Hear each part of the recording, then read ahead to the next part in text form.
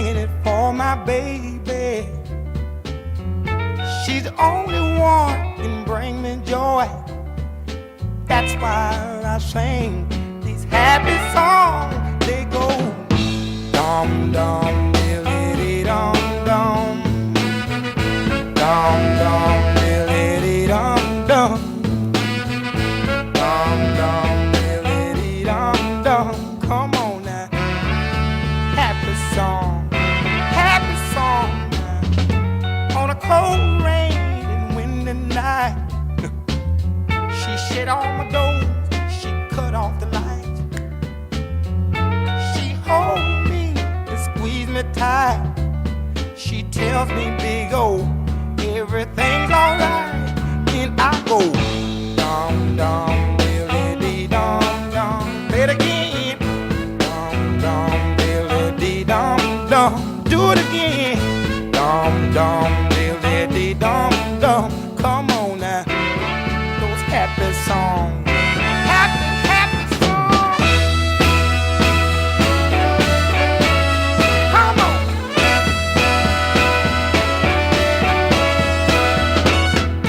Bring my breakfast to the table. When I go to work, she know I'm able. Do my job, I come back in. You ought to see my baby's face. She just grin, grin, grin. I go dum dum diddly dum dum. Let it again. Dum dum diddly dum. Sing a happy song, lovely, lovely song, sweet soul song. Those good old happy songs.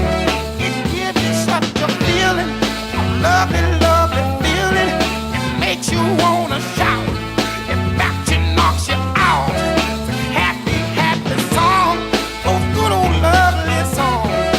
Sweet nursery songs, those good old lovely songs, those sweet soul music songs, those good old songs.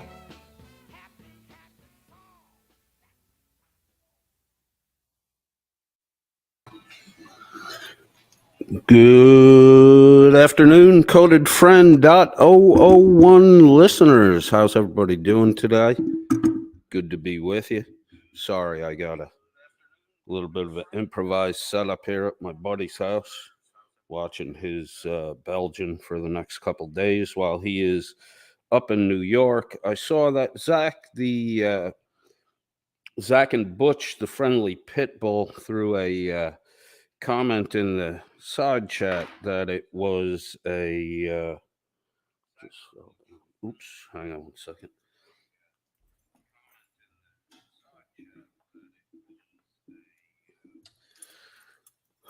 Zach and Butch, the friendly pit bull. Zach, of course, Butch is a pit bull, so he's not talking much these days. Zach says it's a hot day in upstate New York. Whereabouts are you, Zach? My buddy went up to New York, our hometown, and he's gonna venture out to Sacandaga Lake if you're out that way. No matter how hot it gets in New York, that lake is always a little on the chilly side. Very nice little lake tucked up in the mountains. Probably about an hour and a half, maybe north, a little west of the city of Albany. Good place, man. One of the great things about New York, especially as you move up into northern and western New York, the Finger Lakes region, there are some nice water holes to cool off in all around. It's a fun little time. Let me kill my monitor here. So, which of whatever, another one of Danny Boy's simp squad is, I guess, upset with me and wants to talk to me. We'll get into that in just a second. Radius Haddis is with us. He says, good afternoon. This sounds like it will be interesting. And an NTFG. Flo B is with us. Normal message. Hi to Coded Friend and hi to everyone else. And a little green heart. because, Flo's Irish. Delete Lips is with us with a hey y'all and TFG. Reddy's Hedda says to hi to Flo B. Delete Lips is here. No new thumbnail. I'm so curious. That's I usually do the thumbnail before, but I'm running a little bit behind today. Zach and Butch, the friendly pitbull, is with us. It says hi to Coded and everyone in the NTFG. It's hot here in upstate New York today. We just covered that. Find a watering hole. Take a dip. Enjoy the day. Take, Zach. Sorry, I got them back. Did I get them backward before? See, my dyslexia. Zach, take Butch and go get a swim in. Dear Mid Costello is with us. Says hello to the good people. NTFG. Laura Rader is with us. She says she just went to. I did it again. Hold on one second.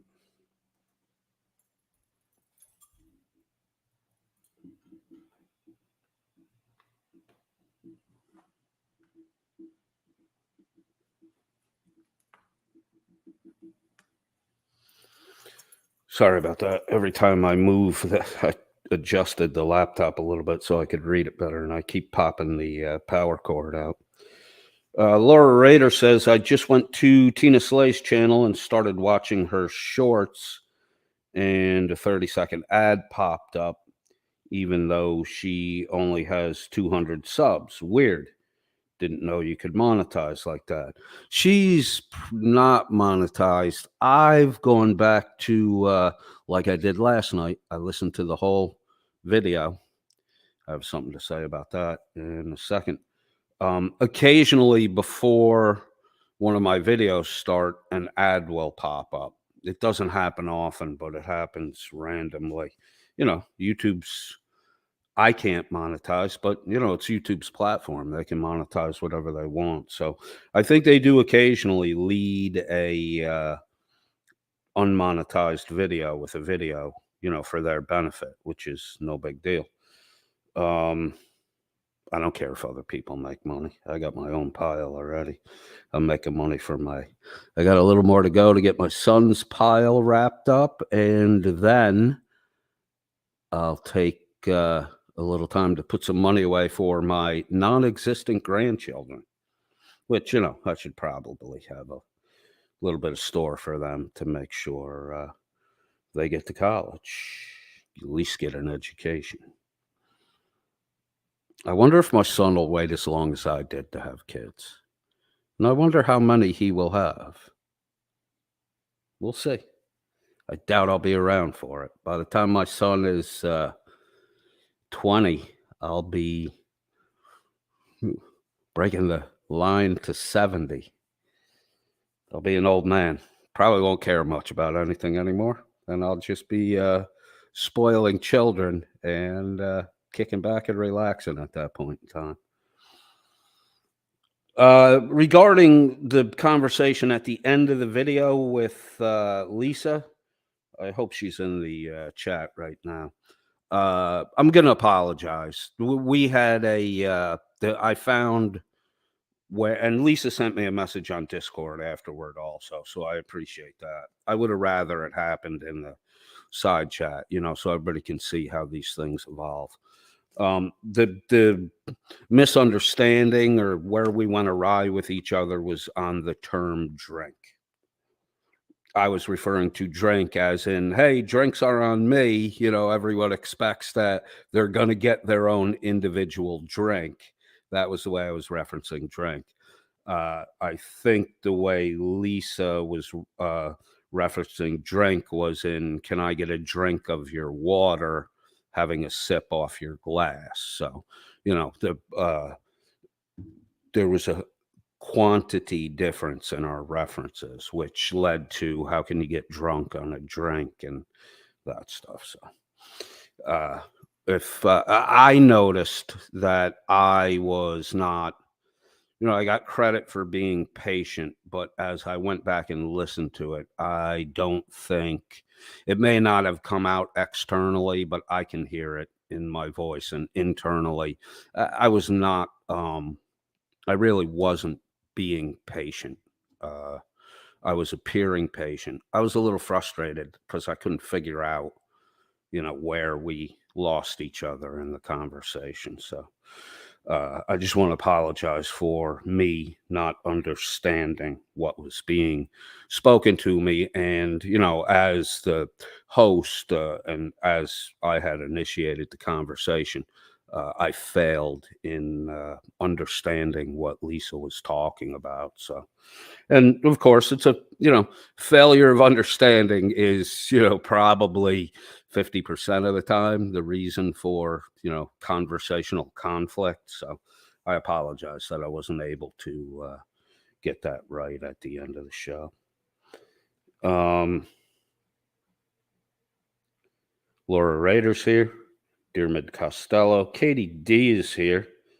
Katie says, hey, at Flow B, Delete, and Radius. Dearmid Costello, Laura Rader. Everybody is early, hand pink waving.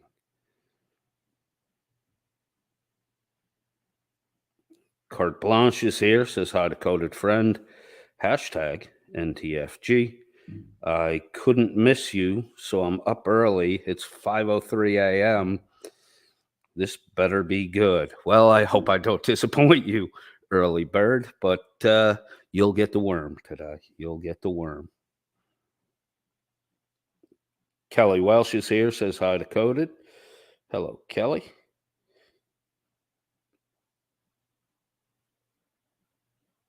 Dearmid Costello says, I'm trying to figure out what creators are in the WNN's chat that might give us a hint.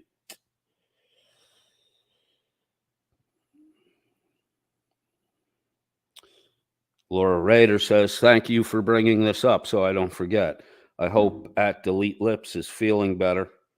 Was here earlier, but left, I guess. Let's remember Delete Lips in our prayers going forward until her health comes back to her. Laura Rader says, Coded does know how to market for sure. Unfolding, bringing out my inner cat curiosity. Yeah, it is. Well, it's unfolding because, to be honest with you, I don't know shit about Witch of Heart. I don't know who she is. I don't know what she's about. All I know is, she's one of the people that regularly appears on Dan's panel. I think she's associated with the Playboys in Crime, although I'm not 100% on that. And I believe she has her own channel, Witch of Heart, her own platform. So if you want to check her out, I'll try to schedule something with her. I think I have Sunday open. I don't think I'm going to work on Sunday. And I have Wednesday open. So the conversation will more than likely happen on Wednesday or Sunday, or this Sunday or the following Wednesday. Laura Rader, quote, wonders if Dearmaid found out yet which Dan simp was taking on Coded while Dan cowered in the corner. I think it's Witch of Heart is what I was referencing. I mean, everybody wants to talk to me about what I'm saying, except for Dan, which seems kind of cowardly. Dearmid Costello says we should all move to an island and fuck the lot of them. But they're so much fun to poke at, A little squeeze and all kinds of shit comes spilling up out of them, providing way more information than they needed to provide, and fodder for the cannons. Laura Rader says, island living is the life for me. I checked out that island, that 64-acre island. It's kind of flat. But it looks like, underneath it's pretty solid stone. I don't know if I would like to live only, at a 10 or 15 foot elevation above sea level. seems a little on the dangerous side, which is probably why I was looking at the pictures. There's not a tree on that 64-acre island. So, I mean, if I was going to purchase the island or, a portion of it, dear mid, I'm really only looking for, like 1-2 acres, maybe 3 at the most, but 64 is a lot. That island would be beautiful if it had an orchard, an oak grove, and a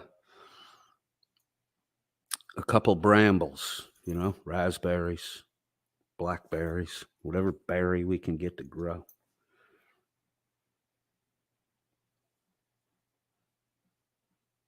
Laura Rader says, I was weirdly singing that to the tune of the ancient TV show Green Acres. I should probably open with that one time. Katie D says at Laura Rader. The bottom part says Dan Squad wants to talk to Coded about what Coded says. I don't know what that's a reference to.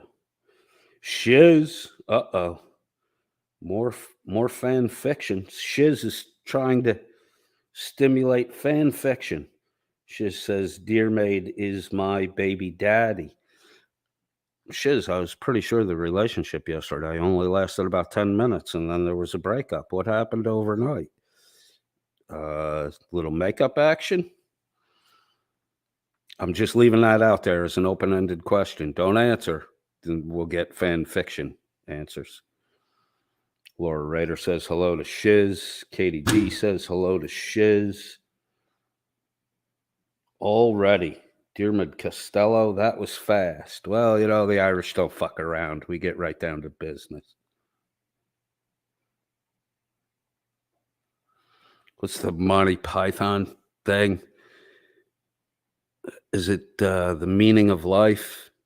There's a little song and dance with, a Catholic family that's got, 100 kids. At the end of it, a guy busts in and says, it's medical experiments for the lot of you. They are prolific breeders, the Irish. Laura Rader's singing Green Acres. Falcax is here. Hey, Coded, if you don't mention her at all, it will have a better effect. She already kind of went through my comments, and I'm kind of interested in hearing what she has to say. So we'll give her a chance to speak, and we'll see how it plays out.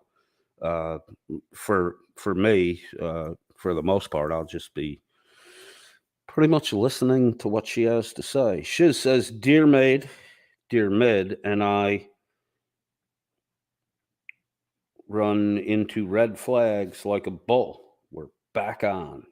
Ooh, a tumultuous relationship. I like that.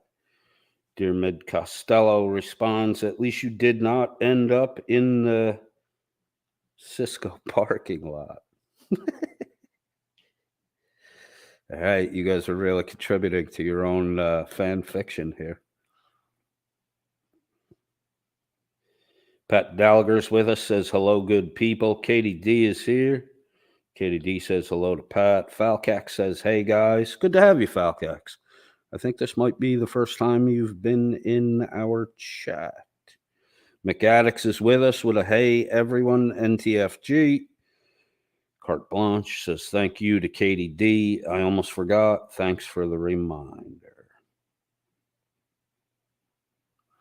Diarmid Costello, whispering sweet nothings. Love you, Shiz. Delete Lips says NTFG. Hey, Delete Lips, how you feeling today? I hope you're better. Laura Rader still singing the Green Acres song in the side chat. Chili's Blow Up Doll is with us. Fantastic. NTFG. Shiz isn't here for me. Shiz is just here for Dear Maid. Damn it. Nobody's really here for me, Shiz. I'm getting used to it. Flo B, Chili's blow up. I'm way behind with the chat again. Let me get caught up as quick as I can. Dear Mid Costello says, my girl Friday. True Blood's with us. Hey, True Blood.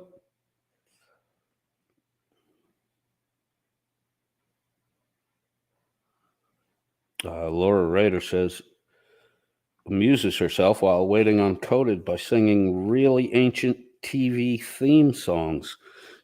Sing the Batman song or the Spider-Man song, seeing as how we were talking about comic books yesterday.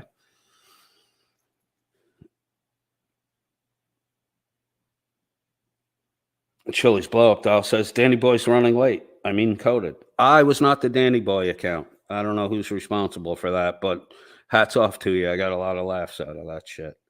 And Becca's box of toys is another comical one. Oh, speaking of Becca and her box of toys, apparently my sources inside the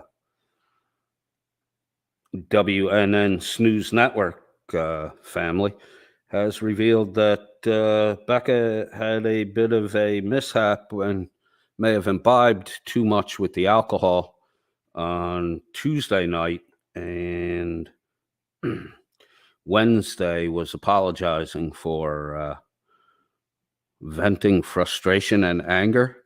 And apparently at 1:48 in the afternoon on Wednesday was claiming to still be drunk from the night before. You might want to slow that shit down. You're making yourself look a little foolish. What happens in the Discord server doesn't always stay inside the Discord server, especially when people want a little green to give up info.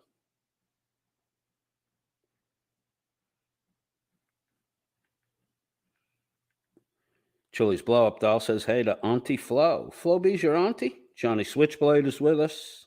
Hello, Johnny. Yeah, Johnny, that was Otis Redding. I think I fucked up my tunes. I was going to come in with Sad Song, Fa Fa Fa, by Otis Redding, but I wound up, and I was going to go out with the Happy Song. And I think I switched them backward when I labeled them after I made the graphics and put them together. So we may hear the Happy Song again on the way out. I don't know how I set them up. Laura Rader says, got to admit, Falcax gave the game away. Well, as soon as that graphic came up, I think people were going to get it anyway. Falcax says, hey, Coded, if you don't talk about her, it will have better effect. Didn't we already see that post? Logan Sandman is here. What up, Logan? Johnny Switchblade says, I recognize Steve Cropper's Telecaster. Did you really? Man, Otis played with some quality guys. Another one. Otis died too early. He only had a 10-year career. Thankfully, Otis didn't go down on drugs. Plane crash in the year I was born. I've been a fan of Otis since I was a little kid, and I love Otis Redding.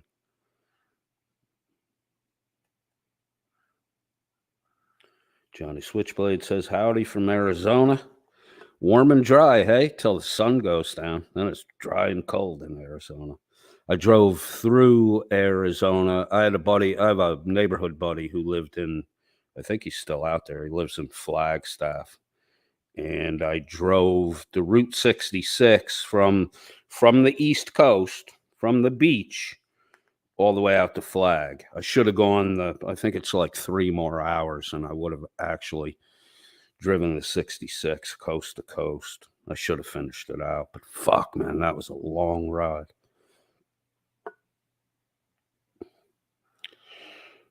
Dear Mid Costello says, hi, Hank. Try Virginia tonight. Made it might keep you up. I'm not sure. Oh, Viagra. Ooh. Hi, Hank. Try Viagra tonight. Mate, it might keep you up. Awake or upright? Laura Rader says, I like which. I don't really know anything about her. I definitely think she was copping a little attitude with me in her messaging. We'll go through that in a second. Nope, wasn't me. Says hey to Laura. Delete Lips says people should stop begging for Coded's attention. Oh no, let them. They'll be sorry after they get it, most of them. Some maybe not, but a lot will. Raccoon Mama says, oh my God, I actually made it on time. Hello, my friends. Everybody say hello to Raccoon Mama. Even if you already said hello to her, say hello again. We have been graced with the live presence of Raccoon Mama. Katie D. Shiz says, as if I couldn't be more into Dearmid. He goes, ask questions. Questions everything. That's a good name.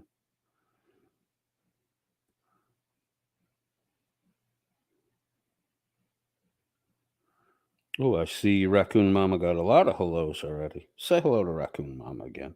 Rebel at Hearts with us with an NTFG. Let's get through this. Fraudit Wrangler is here. Wow. Fraudit Wrangler gives a little hi, darling, to Shiz. Easy there, Fraudit Wrangler. Don't go upsetting Dear Mid Costello. You don't want the Irish on your ass, especially over a girl. McAddick says, used to go up to Clayton and a Bay and Watertown a lot. Wow, Watertown's way the dude. There's nothing north of Watertown except Canada.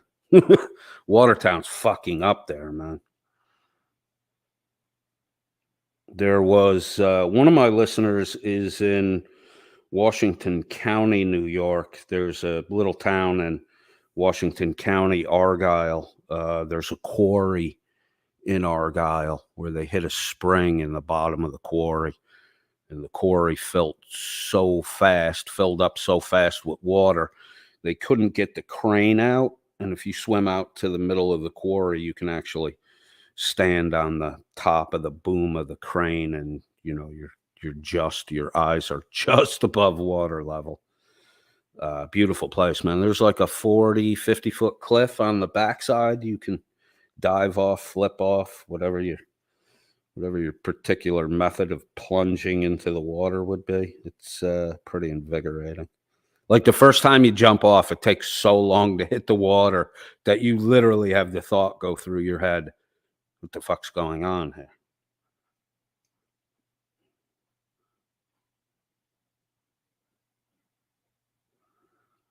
Dearmid says of the questions that Shiz was saying he asked, but they will be good questions to some dumb fucks. Lisa is here. I don't know if Lisa, I gave a little apology for our, inability to get synced up in our conversation yesterday. If you weren't here, after the broadcast over, go back to the beginning. Fraudit Wrangler says, at codedfriend.001, hello, my friend. Hello, Fraudit Wrangler. I've been catching your broadcasts lately, bro. Not completely, but, in and out when I have time, liking what I'm hearing. You're getting back to, where you originally were, and I'm happy to see that. I like your broadcast, bro. You do a good job.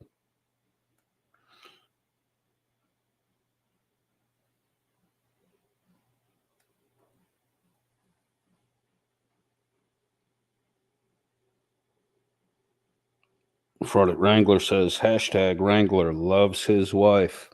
Happy wife, happy life, bro. Just not a truer saying in the world. Carte Blanche got some hellos. I think I got through everybody who's in here. Falcax says, hashtag Wrangler's gonna have my foot up his ass for the broom jokes. I missed those.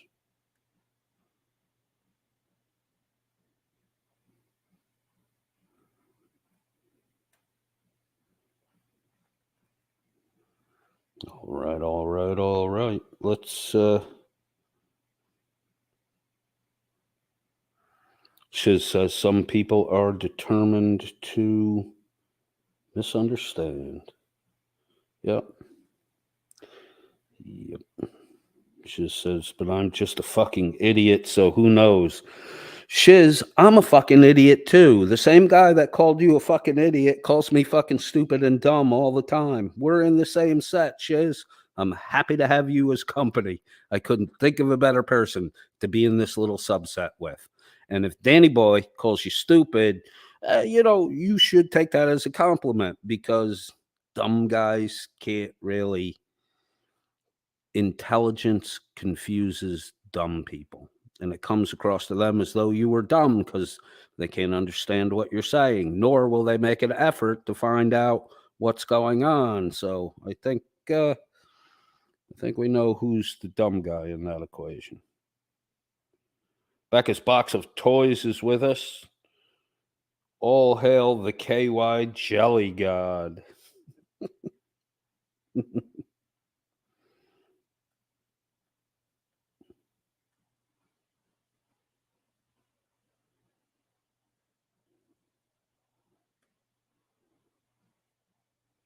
Misty-eyed girls here. Dan's FBI sources here. Hey, you got some rumors for us? Dan's FBI source would like to know if he can borrow a notebook from Hank. Every is with us. Every only a once in a while visitor, but it's good to see you here, Every. Nope, wasn't me is with us. And caught up on the chat. Oh, damn it. No, I'm not. Becca's box of toys says if you don't buy the island, Dan will buy it and move his huge mansion onto it. Dan's huge mansion is a repurposed school dormitory. It's hardly a fucking mansion. Laura Rader says, someone get at Dan's FBI source a new notebook. He's already filled up the one he had with notes.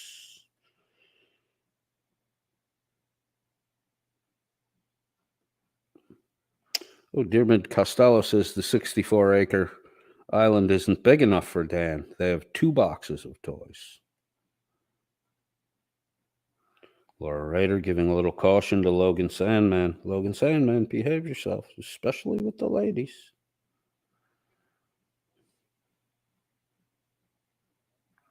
Shiz says, just be nice to me and I'm yours. I'm a simple woman. Well, I'm going to have to stop. I'm going to have to stop by the supermarket and buy a few gift cards for apps at TGI Fridays, Ruby Tuesdays. What else do you guys have down there? I'll buy you apps all week, Shiz. I'll buy you a week's worth of apps. As long as you say I'm a nice guy. I'm learning from Danny. Just throw that money around. Buy your friends. Friends can be bought, according to Dan. Put that in your notebook there, Dan's FBI source. Dan says friends are buyable. McAddick says Becca needs to pace herself. Well, she didn't on Tuesday night. That's for fucking sure. Walter Texas is here with an NTFG high at codedfriend.001 and everyone. All right. Alan Killian is here. Good opening song, Too Much Alcohol by Rory Gallagher. I'll check that one out, Alan. Definitely check that one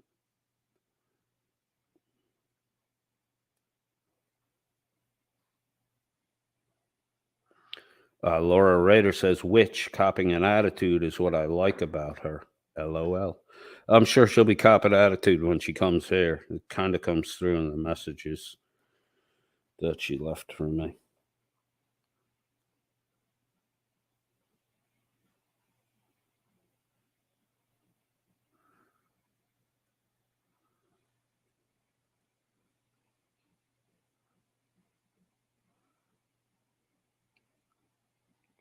Frodit Wrangler says, no, Shiz's sister, very close to Mrs. Wrangler. I apologize for creating potential confusion. Frodit Wrangler. Chili's blow up doll. Every says Watertown is near where I salmon fish. That's me. I'm Washington County.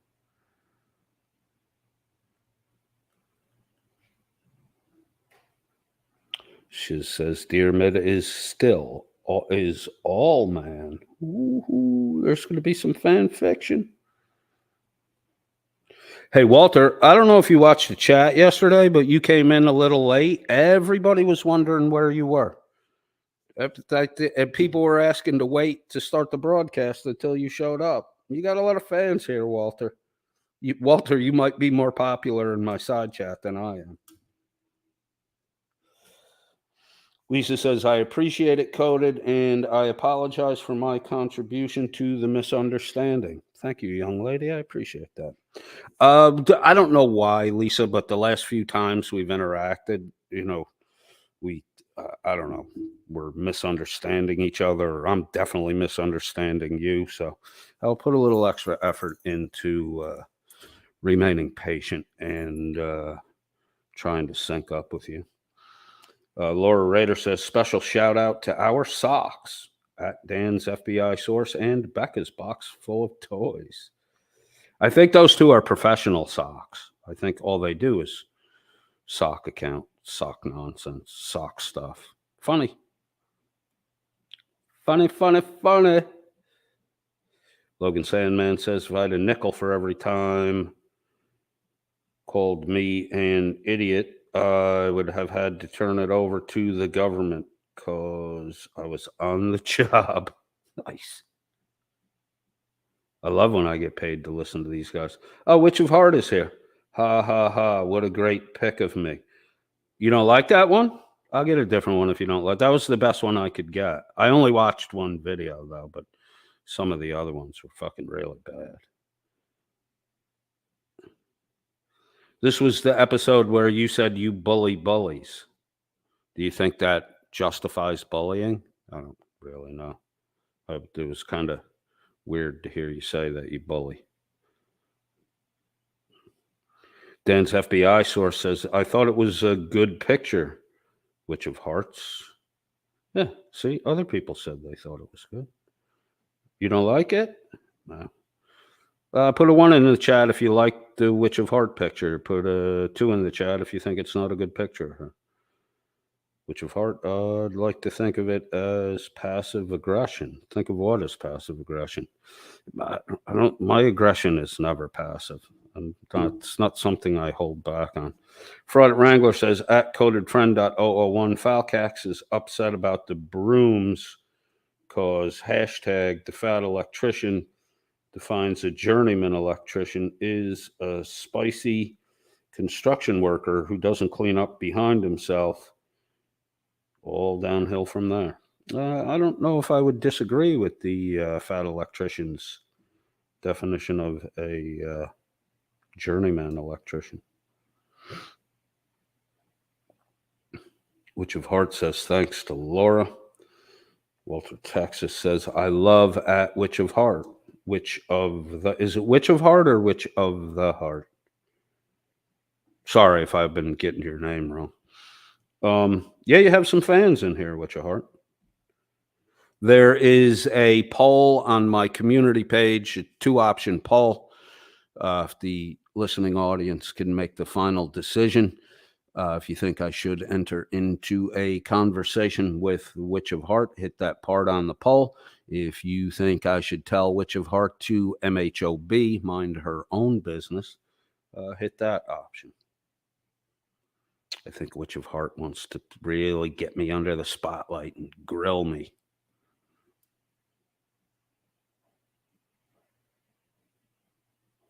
Witch of Heart said, I didn't say I didn't like it. Oh, my misunderstanding. I thought your comment was because you didn't like the picture. I thought there was sarcasm there. Pope Phil the First, I don't like at Witch of Heart all, not one bit. Nope. Are you the same Pope Phil from the WNN chat room? I thought you were fans of all of them. No, doesn't matter.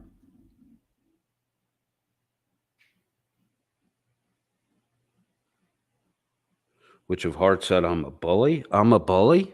Am I really a bully? I'm a fucking one-man bully. Good God. Who am I bullying? The 7 fucking people at WNN? Is that who I'm bullying?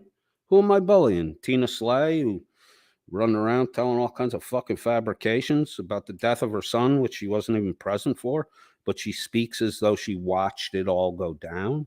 Who am I bullying, Witch of Heart? Or save it, and we'll get into it when we talk. Everybody likes your picture. Delete Lips liked your picture. Witch of Heart, you like your own picture. Okay, McAddicts liked it. True Bud liked it. Dan's FBI source likes it. Xander.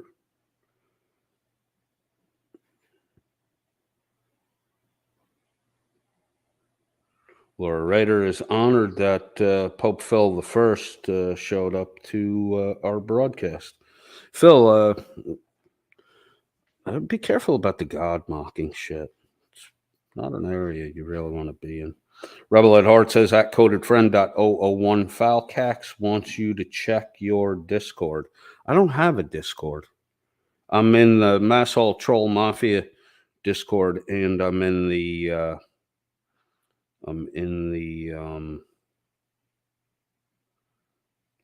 Merb's Discord, which I really don't want to tell anyone because Dan will accuse me of having my nose up Merb's ass and worshiping Merb like a god. It's a fucking wingnut. All right, I'm going to check that while I finish up these comments here. Witch of Heart, do you want to come up now? We got it here. We're going. You want to do it now, Witch of Heart, seeing as how you're here? Everybody's here to hear this, so if you're here, I mean, if you want to come up now, you can come up now. That's not a problem. So my other problem is I'm not really fluid with the Discord functionality yet. So what am I supposed to be looking for in...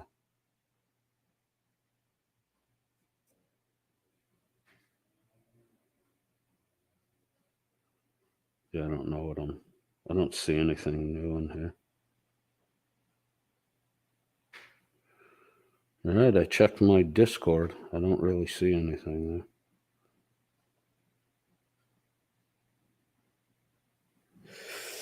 there. Logan Sandman says at codedfriend.001, great. Now you're telling everyone they need to track you down on Discord. Okay. McAddict says only Merb can tell him how to think. I just heard some beeping through my monitor. New group DM.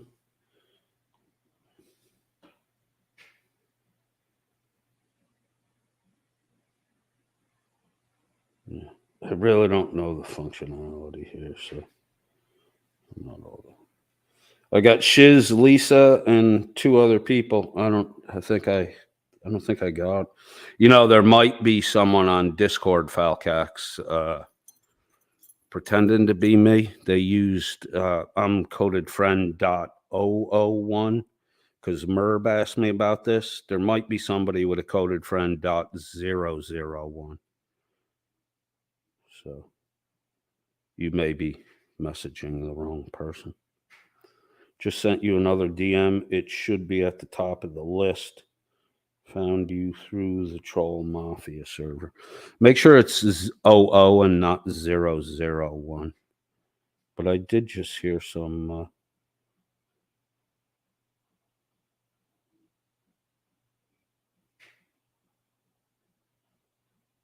Yeah, I don't really know what's going on here. Is it a group DM, a regular DM? Well, sorry, man. I guess I'm just too old for the Discord stuff. Oh, it's not a boomer is with us. Is this where the party is? Not yet. Which, you want to come up now? Let's do this now. You want to do it now? Answer me in the chat. Let me put the link up for you.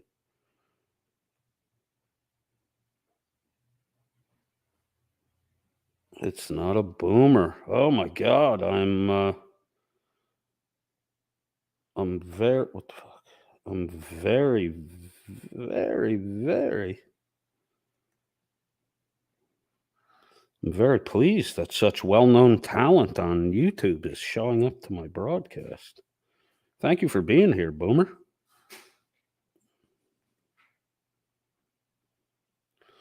Let me paste that in. Let me hit that. Which is eating dinner at the moment. Okay, I'll stall. When you're done eating dinner, which the invite is pinned at the top of the chat. We can do it now if you want to. Or when you finish eating your dinner, whichever. Shiz has got some hearts for Boomer. What are you having for dinner, Witch?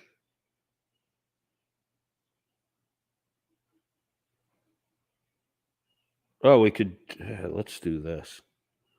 Let's do this. This will give Witch and I something to talk about if she comes up today. That's not. I do the Sherry screen thing.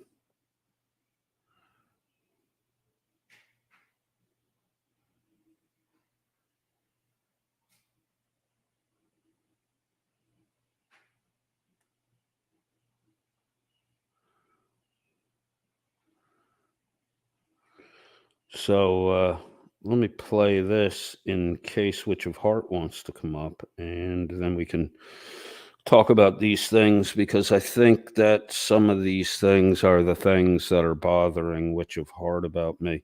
Witch of Heart is having tequila lime chicken with roasted vegetables, corn on the cob, and Caesar salad. My fucking Caesar salad's my favorite. I like a fried chicken Caesar salad. Gorgeous. All right, here we go. And Kelly. Oh, I'm Peter. Yeah. I think we got. May I elaborate on Charlie? Yes. I have a friend in Vegas area, and she has already contacted the Las Vegas Police Department and had Charlie picked up. He is with a friend of hers that runs a rescue. So Charlie is safe and well. Light that smoke up, Dan. Light that up. Heart attack pending. Heart attack coming soon, Danny. A week or two after this, you'll be in the hospital, missing your appointment to talk with the Home Secretary. So there you go. Becca's friend in Arizona has contacted the police, contacted the shelter, has Charlie in her care. I mean, why the fuck would you lie about such a stupid thing as that? It just seems ridiculous.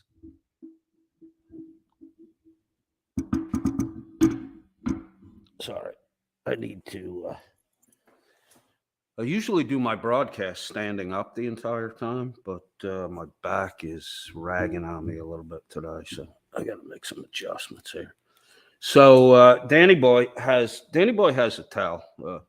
He does light up cigarettes right after he fabricates, which would explain why he's always fucking chain smoking.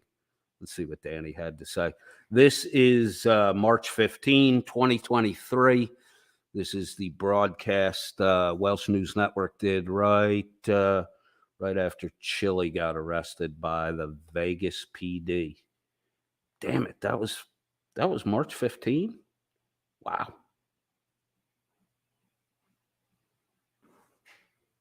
Laura Rader says Caesar is her favorite salad, but honestly, she loves all salads. I go Caesar salad. If I can't get a Caesar salad, I go Cobb. If I can't get a Caesar or a Cobb, I ain't eating salad. Hey, Christopher. Yeah. I'm really pleased to hear that Charlie's okay. Yes. Now, we are keeping... Yeah, I bet you're pleased to hear that Charlie's okay. Thank God Becca's friend has Charlie and not Chili's nephew, which we all saw on the fucking body cam video that you guys fucking posted. Did you think people weren't going to remember, Dan? Hey, Dan, the general public does not drink as hard as you, Becca, and your panel.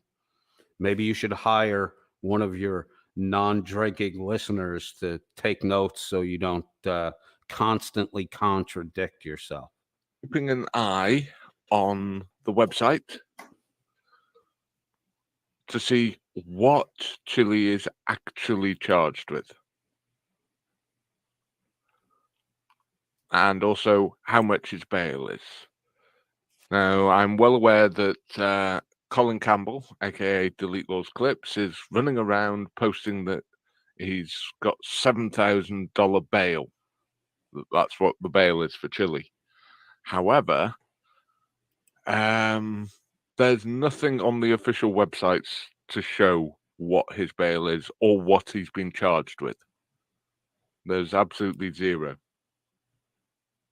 Yeah, this just happened roughly a half hour ago. Hour tops. I got messaged that he was arrested at 7:35 p.m. Eastern Standard Time. So about an hour and a half now since we've gone live and since he was arrested. Jim, that's easy. They're grifting Already. Dun, dun, dun. They're grifting already. pre-grift.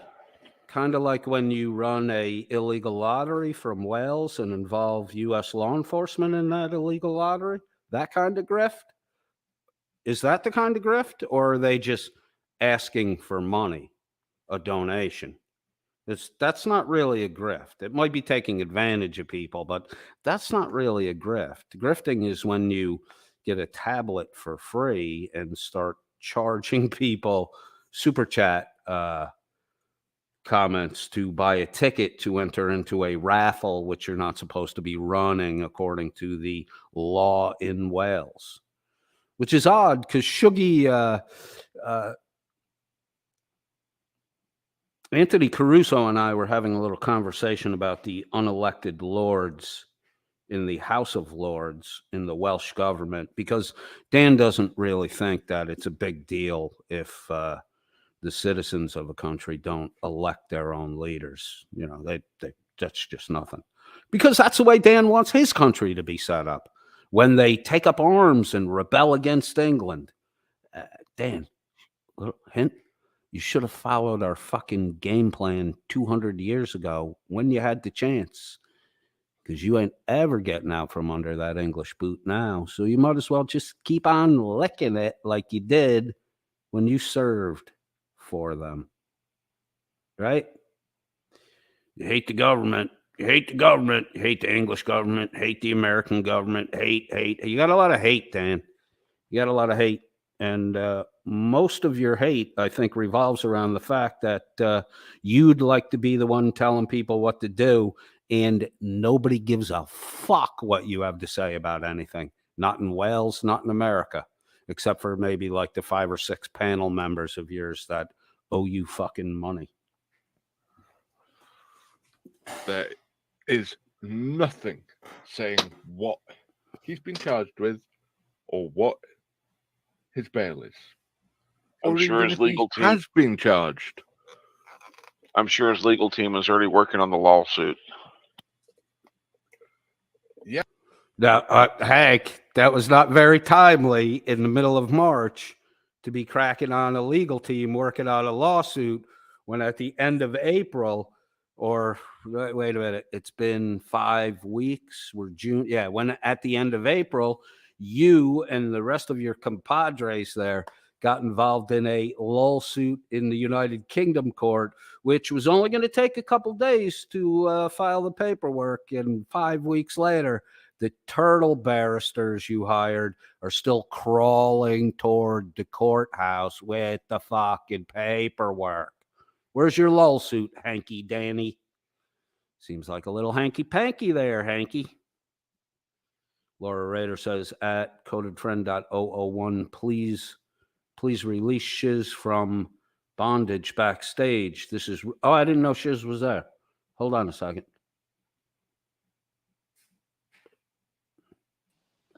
Ladies It's and fine. gentlemen. I was just back there being a fucking idiot, so it's okay. What were you doing to be an idiot? I don't know. Just existing, asking questions, asking for evidence makes you a fucking idiot. Oh, I got you. I know what I'm okay. I thought somebody in the chat maybe said you were an idiot. Oh, no. Dan said I was an idiot to a bunch of people who immediately ran to me and told me. Like Dan's all of them that were in that chat, Dan. Dan's a fucking douche. I don't rely on the private chat. I rarely fucking look at that. So, what was the reason that Dan called you an idiot? When he was making claims that people were threatening Becca, I asked for proof of those claims. I was not given them. And then he called me a fucking idiot to a bunch of people who slid in my DM like a slip and slide. And apparently, me asking for evidence of claims made publicly is not right because I might put the evidence out in public, which I mean, I'm just a fucking idiot, so I don't understand the logic in that. But I would think if you're making public claims, the evidence should be public as well. No? I agree with that 100%. And I think if you're the one that's making the claim, the onus is on you to provide receipt proof of it. I mean, if you get, even if it's not asked for, if you get into a back and forth argument with somebody and you're asserting a claim, the quickest way to dispel the argument is to provide the receipts. That's the proof. You can usually tell by how defensive people get when you ask for proof, whether or not they're being honest. Yeah, I would agree with that 100%. You're very intuitive, Shiz. You have a smart mind. I don't know why he does shit like that. He's very defensive when you... Apparently, I was looking for drama, but it's weird because I've been on YouTube for a year. I have gotten messages about 1 million drama situations. I've asked for evidence. I've researched it for myself. And usually I try to help people bridge the gap and fix the issue. I don't know why he would try to assert that I'm trying to make public drama for attention. But I promise I fucking hate attention and I don't like drama. But when people keep sliding in my inbox with stuff, I'm going to look into it because I'm curious like George. The monkey? Yes. Don't bring up produce, though. I have some trauma about produce. Not so much fruits, but vegetables. So I'd rather not discuss that today. All produce? I didn't bring that up. That was kind of out of the blue, the whole produce thing. Oh, yeah, it's a long story. Okay. Well, I would thought maybe it was a callback to yesterday's blueberries and heavy cream. Oh, no. It was just, it was a traumatic tale that has been passed around Discord by everyone. I don't know why people think things are private on the internet, and it's crazy to me because, like, everyone runs to everyone with shit. I find out stuff I didn't even want to know about. Like, I didn't want to know about this at all. It ruined my entire day. I can't even go to the grocery store right now. All right. I'm not going to ask about it. But if in the future you feel comfortable to talk about it, you can bring it up when you're over here. Okay. Laura Rader says Shiz can't help wanting receipts.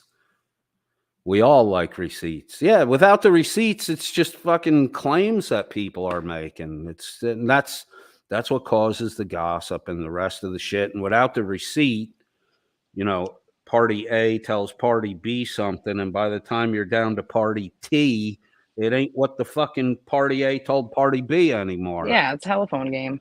Yeah. Like, no matter anyone's feelings on Kate, one of the things that I love about her the most is something that I also adhere to. If you're going to say it, make sure you have evidence behind it. I love that Kate stresses that. Look, I have a fuck ton of admiration for Kate. This is how much admiration I have for Kate.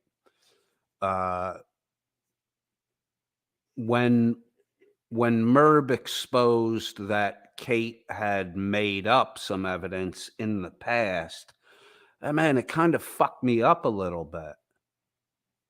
Because I had Kate, you know, from this past year, watching how Kate operates and watching what Kate does and watching how much Kate stresses, you know, having receipts and having proof to back up your claims.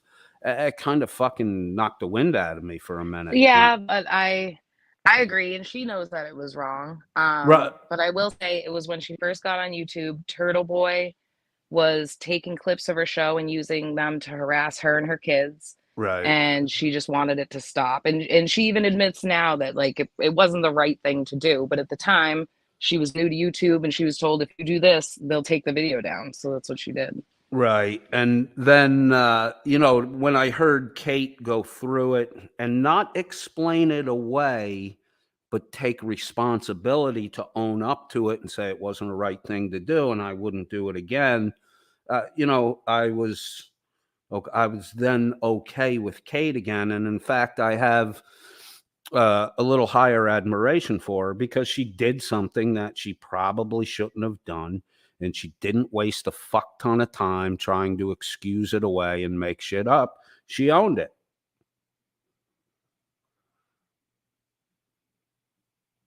That's one of the things I really like about Kate. Shiz, you're muted. I'm not going to unmute you. Oh, yeah. Sorry, my headphone disconnected. And I was like, why am I hearing my music again? Like Shiz owned that whole situation, or I'm sorry, Kate owned that whole situation, Shiz, and she didn't waste time trying to explain it away or make up excuses for it. She was honest and upfront about what she did, why she did it, and then, she said she would never do it again in the future, and I believe that she wouldn't do that again in the future. We all make mistakes. We all fall. We all do things we shouldn't do. Yeah, you have to own up to them and learn from them. That's the only thing required when you make a mistake. Yeah, you have to. Falcac says, all hail Caton.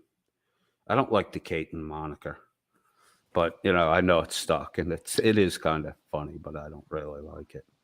Like Kate on YouTube is awesome. Like real life Kate is awesome. I love spending time with her. We always have so much fun. She's like one of the only people I could spend an entire day with and not get sick of them. I got a few of those friends. Like the dude whose house I'm at now, I'm watching his Belgian. We grew up together. I've known him since junior high school. We're that way too. I mean, he's had problems with his last wife, had a huge fucking problem with how tight our friendship was. Like I would pop by his house, he would stop what he's doing. We would sit on the back porch, smoke one, have a couple cigarettes, talk for 2-3 hours, and I'd, head on by. It was driving his wife crazy. She was very jealous of the relationship we had. I'm like, you've known him for 10 years. I've known him for 35 years. I don't understand where that jealousy comes from or why it bubbles up. I do know it's there in people, but I really don't understand why. But I know exactly what you're talking about with Kate, because I have a handful of friends that, I could do day in and day out, all day, a week to 10 days, and still be sad to part with them.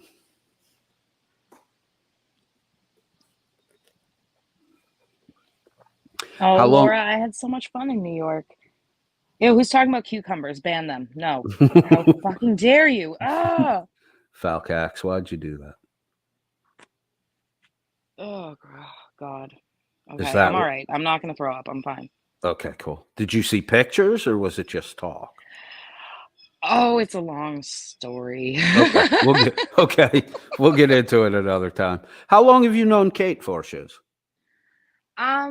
Like 4 years. We really got close like a year ago when, I don't know, in the turtle world, everyone's turned against each other. So we were eventually turned on each other, but now we're cool. I love her. I have a ton of respect for her. Her kids are awesome. She's just, I don't know. She's pretty freaking cool. I'm happy she's in my life. And corniness. So Turtle Boy is the commonality between you and Kate? Without Turtle Boy, you wouldn't have met? See, sometimes even shitty situations produce good results. Well, yeah, and I feel like, I don't know, from hating each other, like we learned a lot from going after each other, I guess. You learned a lot or a lot about each other? Well, a lot about each other. And then, I mean, we were kind of both put in similar situations, which I think made us both have a lot of perspective on our past behavior. Because, I mean, we're all here to grow and learn. If you're not constantly evolving and becoming a better person than you were yesterday, then what's the point? I mean, but I think that was like the linchpin there.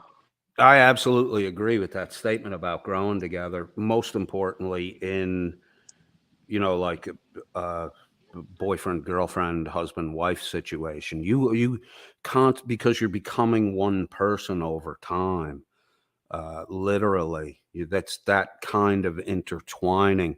So if you're not growing together, then you're literally growing apart. And I think to a large extent that the relationships we have with friends, there has to be some of that growing together, or the friendship just dissolves over time. Yeah, or you grow apart. Right, exactly. Which isn't a terrible thing either. Sometimes people come into your life for a short period of time just so you learn what you need to learn, and then it's over. Hopefully that doesn't happen with Kate, because I like hanging out with her. Yeah, exactly. I mean, I had to, when I stopped drinking, I had to bail on a lot of my friends. I kind of had to give up there were about 8 or 9 guys I ran with through college who, were really important in my life. But, they were always trying to goad me. Hey, just do one shot with us, one shot for old time's sake. I'm like, man, if you guys keep this shit up, I can't, I can't do the once, twice a year meetup with you guys. You got to stop. They never stopped. So for almost 10 years, I didn't go around my college buddies because I didn't want to blow up my sobriety.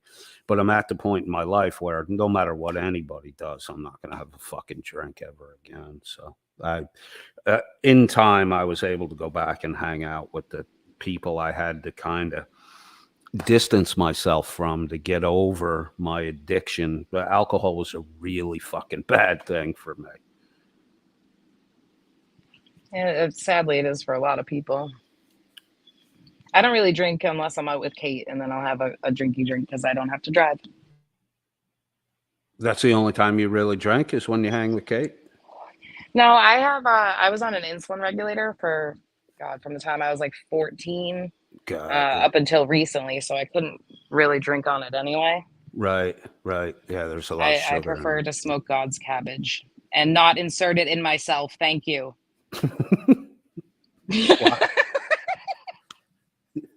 Why? Oh my God, it's such a long story, but oh man. Dearmid Costello wants to know if you're bringing Kate to the island, Shiz. Hell yeah. We just got to make sure there's places to get into some fuckery. Did you see pictures of it? It's pretty flat and level. Oh, I haven't seen it. There was one nice beach area where it was kind of rectangular, cut into the coast, and the drop down on 3 sides was probably about maybe 15 feet, maybe a little more, maybe a little less, and then there was that's a nice not bad. Throw in a set of stairs. Right. So you would have stairs, ladder, up a firehouse pole. I mean, we could come up with a lot of stuff for beach access right there. But the way it was set up, it almost was it had the feeling of like, a little private beach. It looked pretty cool. That is pretty cool. Yeah, Dearmid really found a gem there. I don't know if I can afford that price without. Well, Dearmid's going to buy it for me, so that's fine. Is he really? God damn. Yes, of course. No vegetables growing on the island. We can have berries. That's it. Thank you.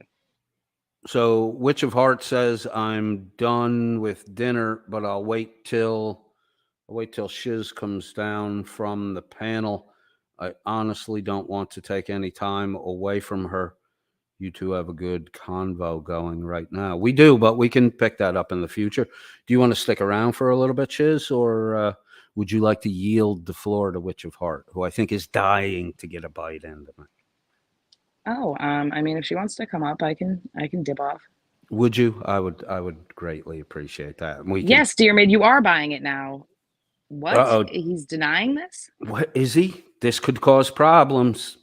Think of the fan fiction that's going to happen when Dearmid refuses to buy Shiz her 64-acre dream island for 750,000 euros.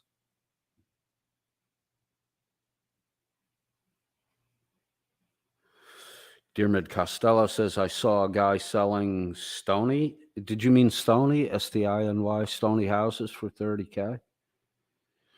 Dearmid, I just want an acre or 2 3 acres if you want to live on the property. And then you be the caretaker for it. And you can, I'll block out maybe 6 months out of the year when I would, potentially be there. And the rest of the time you can have at it, do whatever you want. Just don't get arrested, and don't do anything to jeopardize the ownership of the property.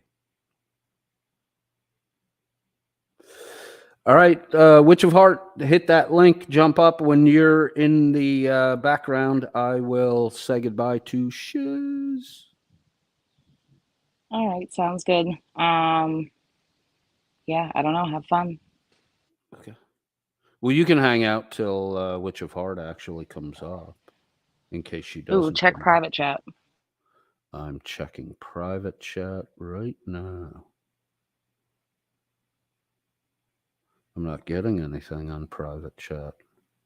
It's going full screen blank. What the huh? Oh, wait, sorry.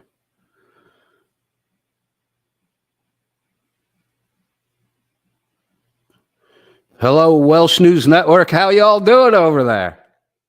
You breaking the TOS, you little fuckstick? Are you breaking TOS right now, Welsh douche? Oh, you're a little rat running around. Fucking, if you say the FAG word, Welsh will be all up your ass. But the rest of the toss, you don't have a fucking problem breaking. Oh, you're such a little douche. Which, are you coming up? Are you coming up? Oh, there's someone in the chat named Greasy Pooter.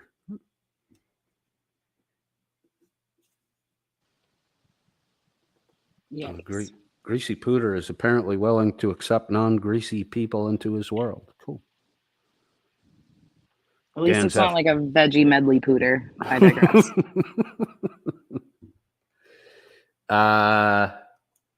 Which says she's. Oh, sorry. All right, Shiz, I'm going to let you go. Okay. Thank you for coming. Guys. Thank you for coming around, love.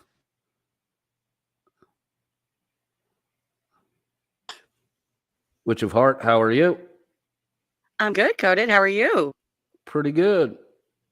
I appreciate you having me up like this. I honestly wasn't expecting it to be like now, like tonight, but hey. Yeah, I wasn't expecting it either, but you're here. I'm here.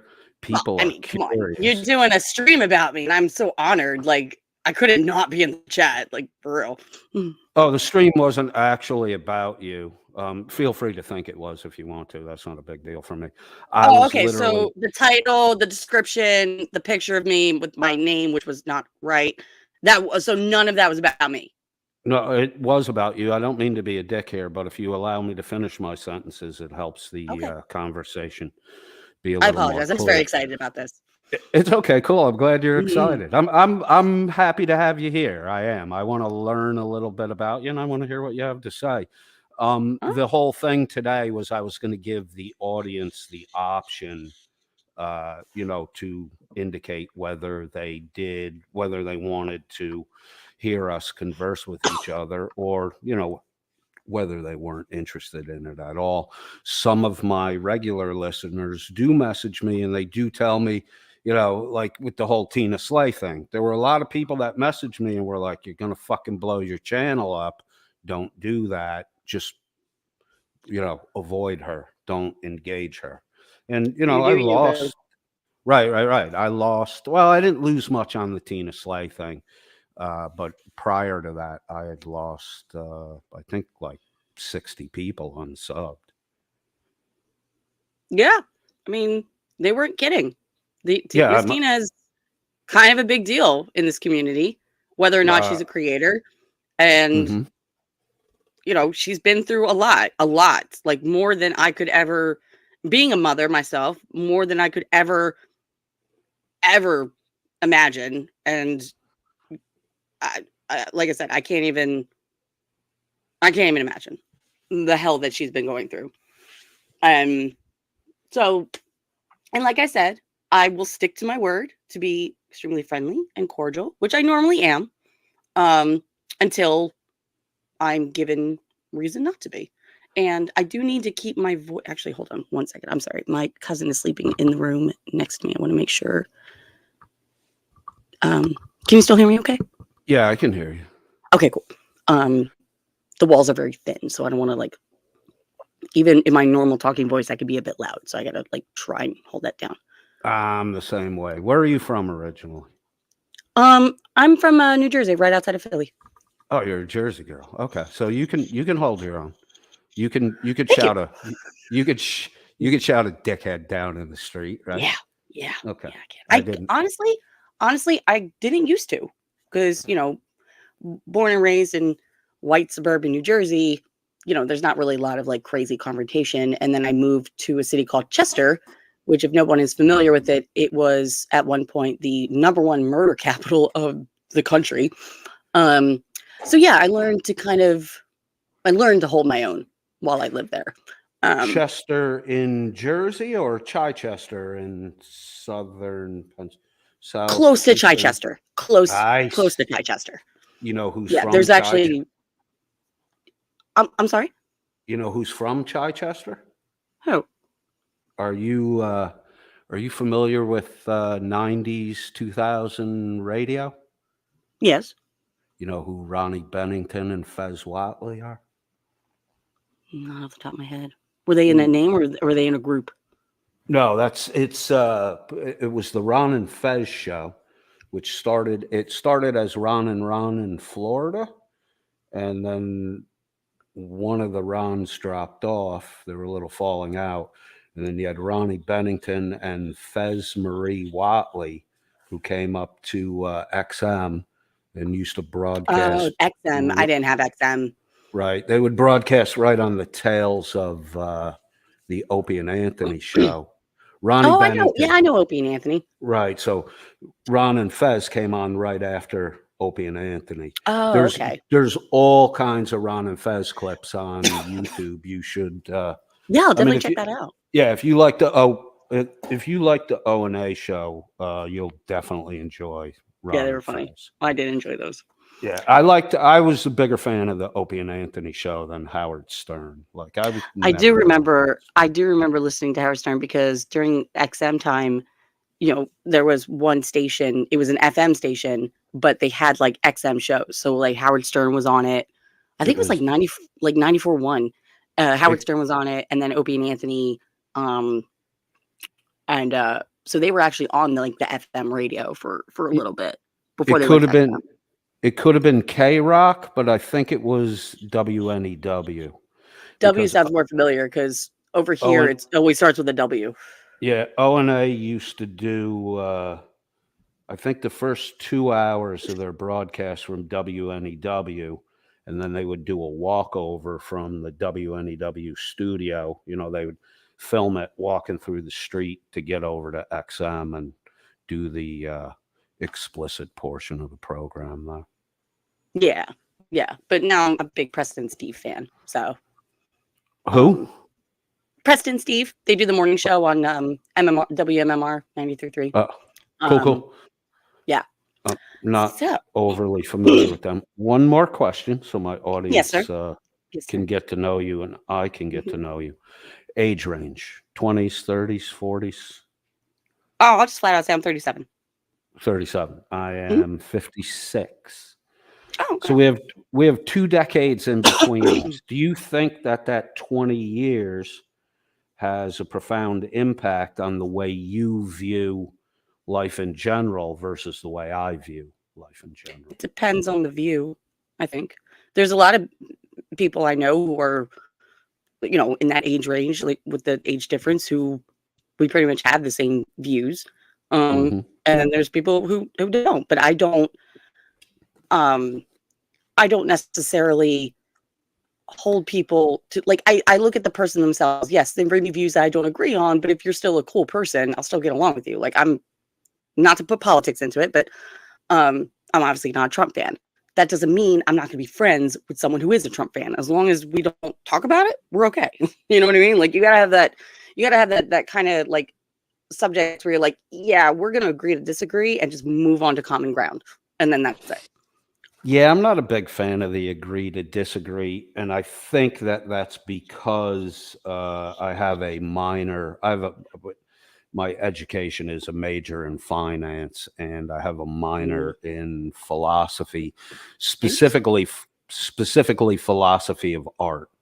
So when it comes to arguing, and I don't mean just generic arguing. I mean arguing to come to a conclusion or to prove a point. I don't think with that philosophy background that giving up is a beneficial, a virtue to have.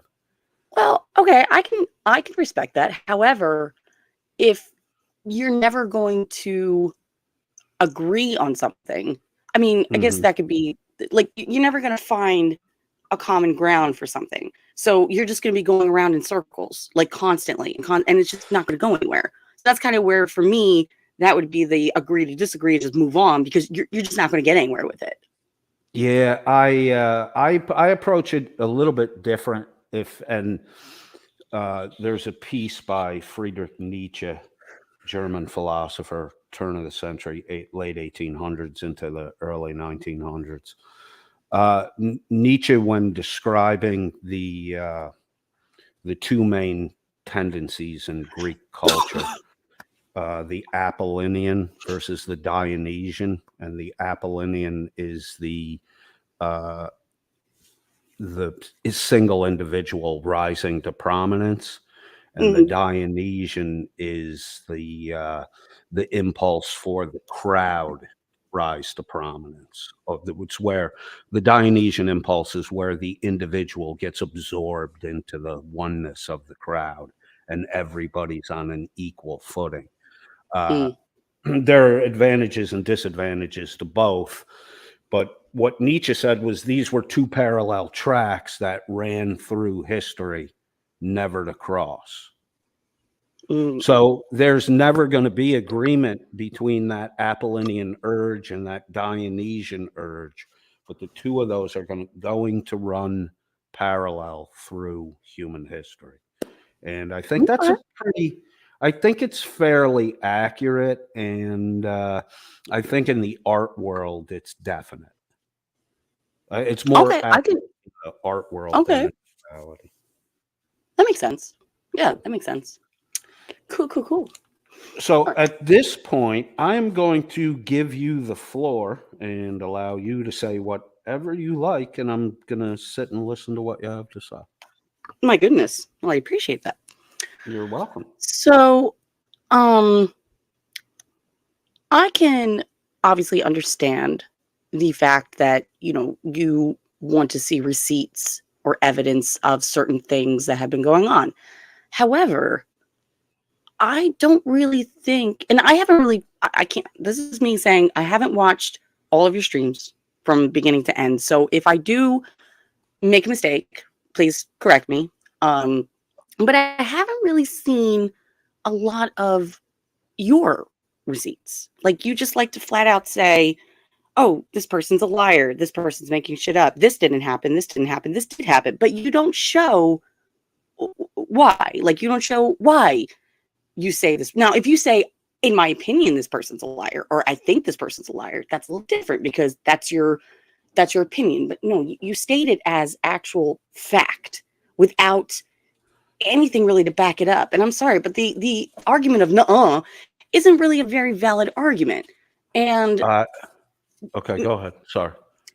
And then when it comes to Miss Tina, like, you can question all you want about what happened with Caleb, which is an absolute tragedy. However, there was no actual fabrication. Do you even have any evidence of a fabrication, or are you just saying that? And that's a question that I would like you to answer. Yeah. Are you familiar with the broadcast in August of it might have been 21. Hang on, I have it here. I can give you the No, I didn't actually join the community until September of 22. Right. So you have a situation in shit, did I cover it up? I may have let it go. Hang on, I'll find it before we're done here.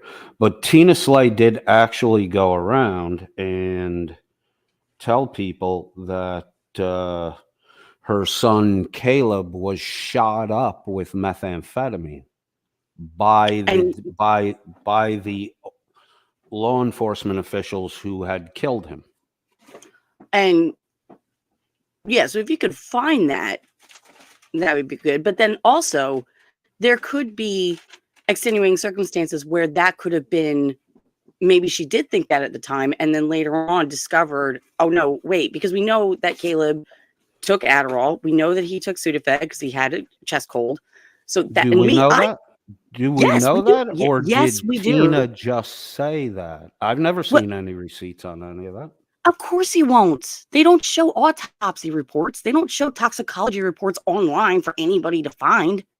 No, but no. What I'm asking is, you said he was on Adderall and Sudafed. You have to show ID to get Sudafed. You get a receipt when you buy Sudafed. Adderall. You want him to show the receipt? Well, if you're going to claim that these are the reasons that methamphetamine showed in his system, you're asking me to show receipts, which I'm happy to do. But there's no one's asking Tina for receipts on the Adderall or the Sudafed. And what quantity of Sudafed was he buying, and how often did he buy Sudafed? Because at the time of his death, he was meeting with an individual who was being surveilled by the DEA for drugs. He had methamphetamine in his system, according to the toxicology report that was done by the coroner. It's included in the autopsy report. And Sudafed is a main ingredient when you home cook methamphetamine. May I interject? Go ahead. I take Adderall. Okay. And I can tell you for a fact that when I get drug tested, I have to show my script or my bottle because it does come up as methamphetamines. So yes, who said this? Yes, Jesse VR, Adderall, Adderall is extremely likely to show up as methamphetamines because that's what Adderall is basically, just in a prescribed sense. So when I would get drug tested, I would have to prove that this is my medication, or else, people would think I'm on meth. What were you getting? What were you getting? What was the reason for you getting drug tested? Employment? Employment. Yeah, employment. Okay. If I worked for, I'm not there anymore, but I worked for Walmart, and if you're injured in some way and you have to go to the occupational clinic, you have to get drug tested. And so I knew that something was going to show up, and right. So, and I think that has to do with, there is budgetary and monetary concerns with all of these things. So the quality of tests that Walmart is giving you when they test your urine doesn't compare to the quality of the tests that the coroner's office is giving. Oh, so you can't. One of the things that I disagreed with that Dan and the Welsh News Network did was they took the Sudafed, and what Sudafed says is might cause, could cause, not definitely will, might or could, and they turned that into a definite reason why methamphetamine showed up in Caleb Slay's system. Now, originally, the argument against the methamphetamine use by Caleb was not that by Tina, was not that he was on Adderall or using Sudafed. The reason Tina gave originally was the DEA agents shot him up with a lethal dose of methamphetamine after they shot him with a bullet, with no proof whatsoever, just saying that. And everyone just accepted it and let it go by without asking any kind of receipt, any kind of proof. The first thing I would have done if I was Tina was I would have contacted the coroner's office and found out what type of test was used. She said that the EMTs drew an illegal blood sample of Caleb. So I would have found out from the coroner's office whether the methamphetamine was found in a blood test or in a tissue sample, because a lot of times to test for drugs in the coroner's office, they'll use a tissue from the liver, because that's where the broke down toxic chemical residue winds up being stored up. That's where it's filtered out of the system. So there are different ways to get test results for drugs. There's urine, there's blood, there's tissue sample, and there's hair sample. She's not going into any of the tests that were done. And you can always, anywhere in all 50 states, if you don't like the report that the coroner gives, you can get an independent autopsy done. So can I ask a question now? Yeah, go ahead. Why does it matter? Why does it matter? What? Why does it matter to you that what Tina says? You know, why do you want receipts? Why do you question it? Why? What is the motivation to that? What is the objective for that? Why do you care? Why do you care? Why do you care? The same reason that I cared about Jeff Racer and Lainey Hudson, and the story that Opal Sloan and her sister, the false fictitious story that they were spinning, that really Jeff Racer stepped down because of all that shitty shit that was said about him. He resigned from his position. We lost a quality police officer when Jeff Racer stepped down. So, but see, the thing was with that whole situation is they had that GoFundMe page to pay for this funeral that the city already paid for. Christina hasn't asked for any money. There's no GoFundMe for Caleb. There's no anything for that. Yeah. So don't be, no.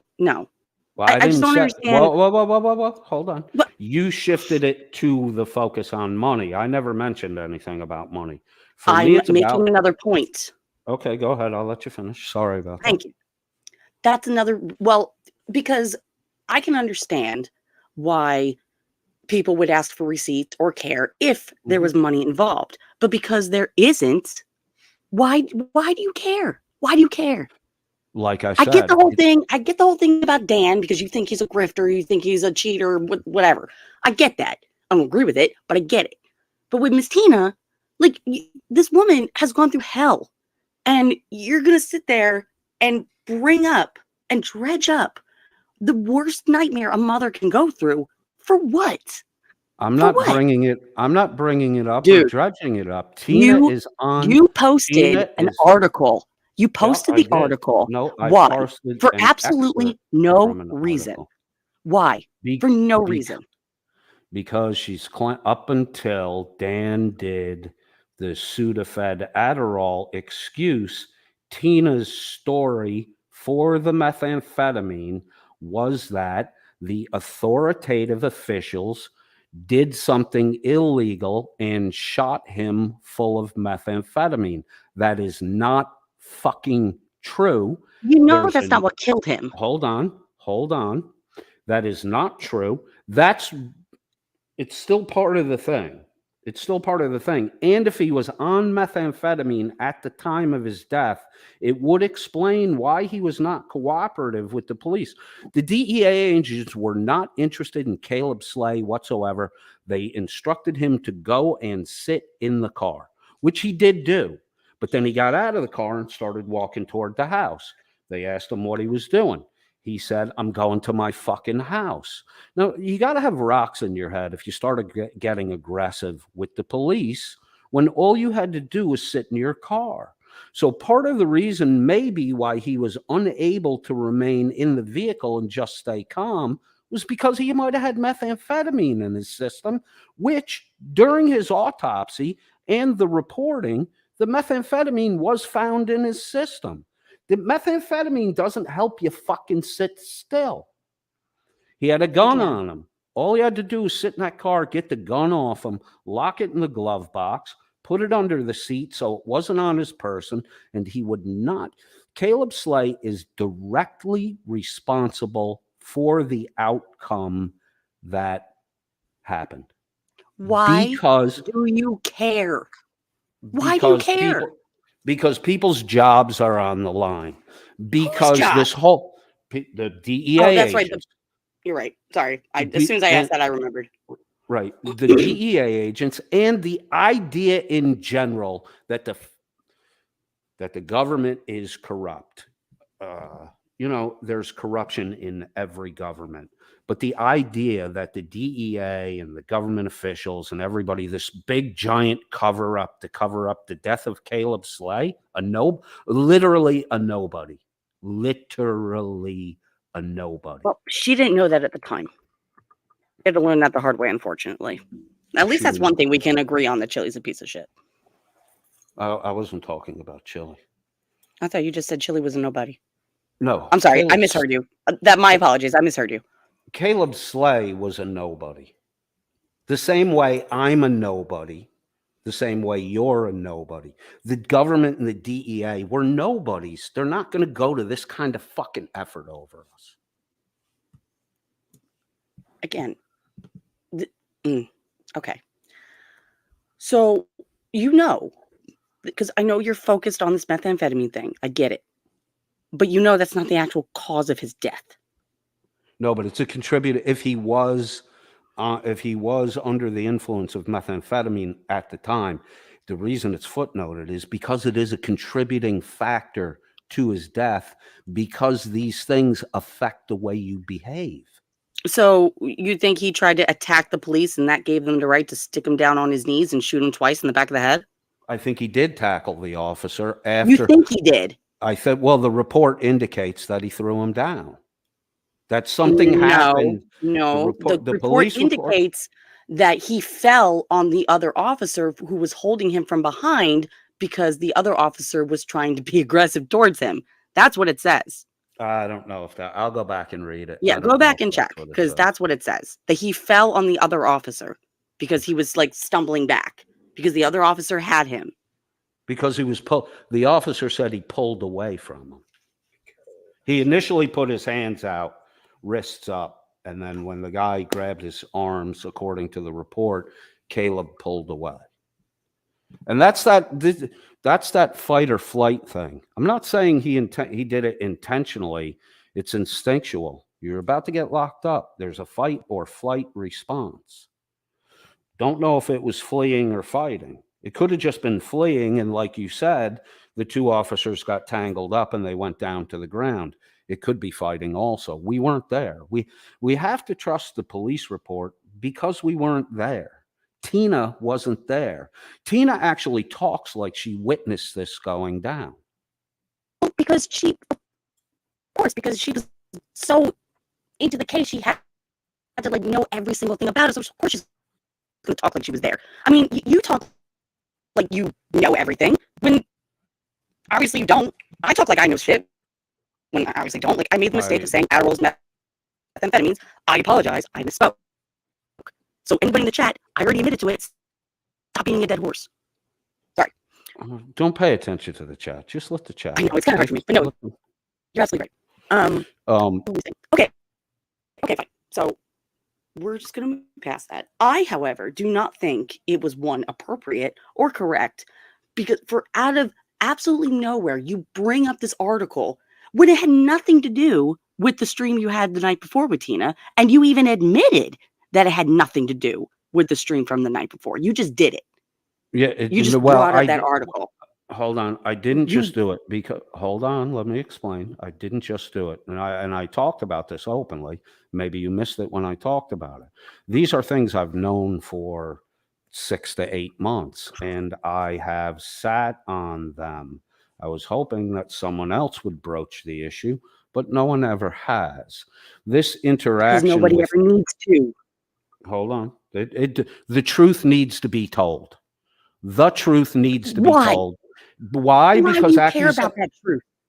Because there's an attitude in this country regarding the government that I don't think is true or agree with. And I think the attitude that just point the finger, we commit crimes. You know, there are people all over the U.S. committing crimes and fucking trying to pin it on the fucking police when they get caught. I wasn't doing nothing. You know, they just attacked me for no reason. I'm tired of fucking hearing it, to be honest with you. And it's really ruining the fabric of this country. So I have a right as an American, when I see these things being done and these little weaselly worms that group together with nothing else in common but the rah-rah that the government is corrupt. I mean, it's not. I don't like think it. it is. You don't think it is? I think it's as corrupt as any other government is. I don't think it's, as Dan said, the most corrupt government in the world. And one of Tina's main evidences that the government is corrupt is because she couldn't influence a retired senator to step in and pull strings on her behalf. I don't think people even see that what Tina's calling government corruption is really Tina's bitterness because she couldn't influence a retired senator to act in a corrupt way and use his influence on her behalf. That's very bothersome to me. Well, I'm sorry you feel that way. Yeah. I honestly don't. I'm not a fan of this government. Then move. Go somewhere else. Oh, Move. see, that's the stupidest argument. Why is I it didn't say stupid? I didn't. Because Wait, first of hold on. no, I'm not done yet. I'm not done yet. I'm not done yet. I'm not done yet. I am not done yet. Of course Let me you are. All right, interrupt go ahead. this one time. One time? You've been interrupting me for like 20 times. What were you talking about one time? So easy to move anywhere in the world. No, it's not. I've done it. It is. Okay, just because you've done it doesn't mean it's easy for other people. It's easy. Just because you've done it doesn't mean it's easy for other people. I have a child. I have family here. I'm not just going to get up and move to another fucking country. Okay. So no, I hate when people say that. Okay. Because you know what? If you don't like all the shit that's happening on YouTube, get the fuck off of YouTube. Well, how about that? This is not a take it or leave it. There's an either or here. If you don't want to leave, then the alternative is literally we're a government of the people, by the people, for the people. Well, remember that.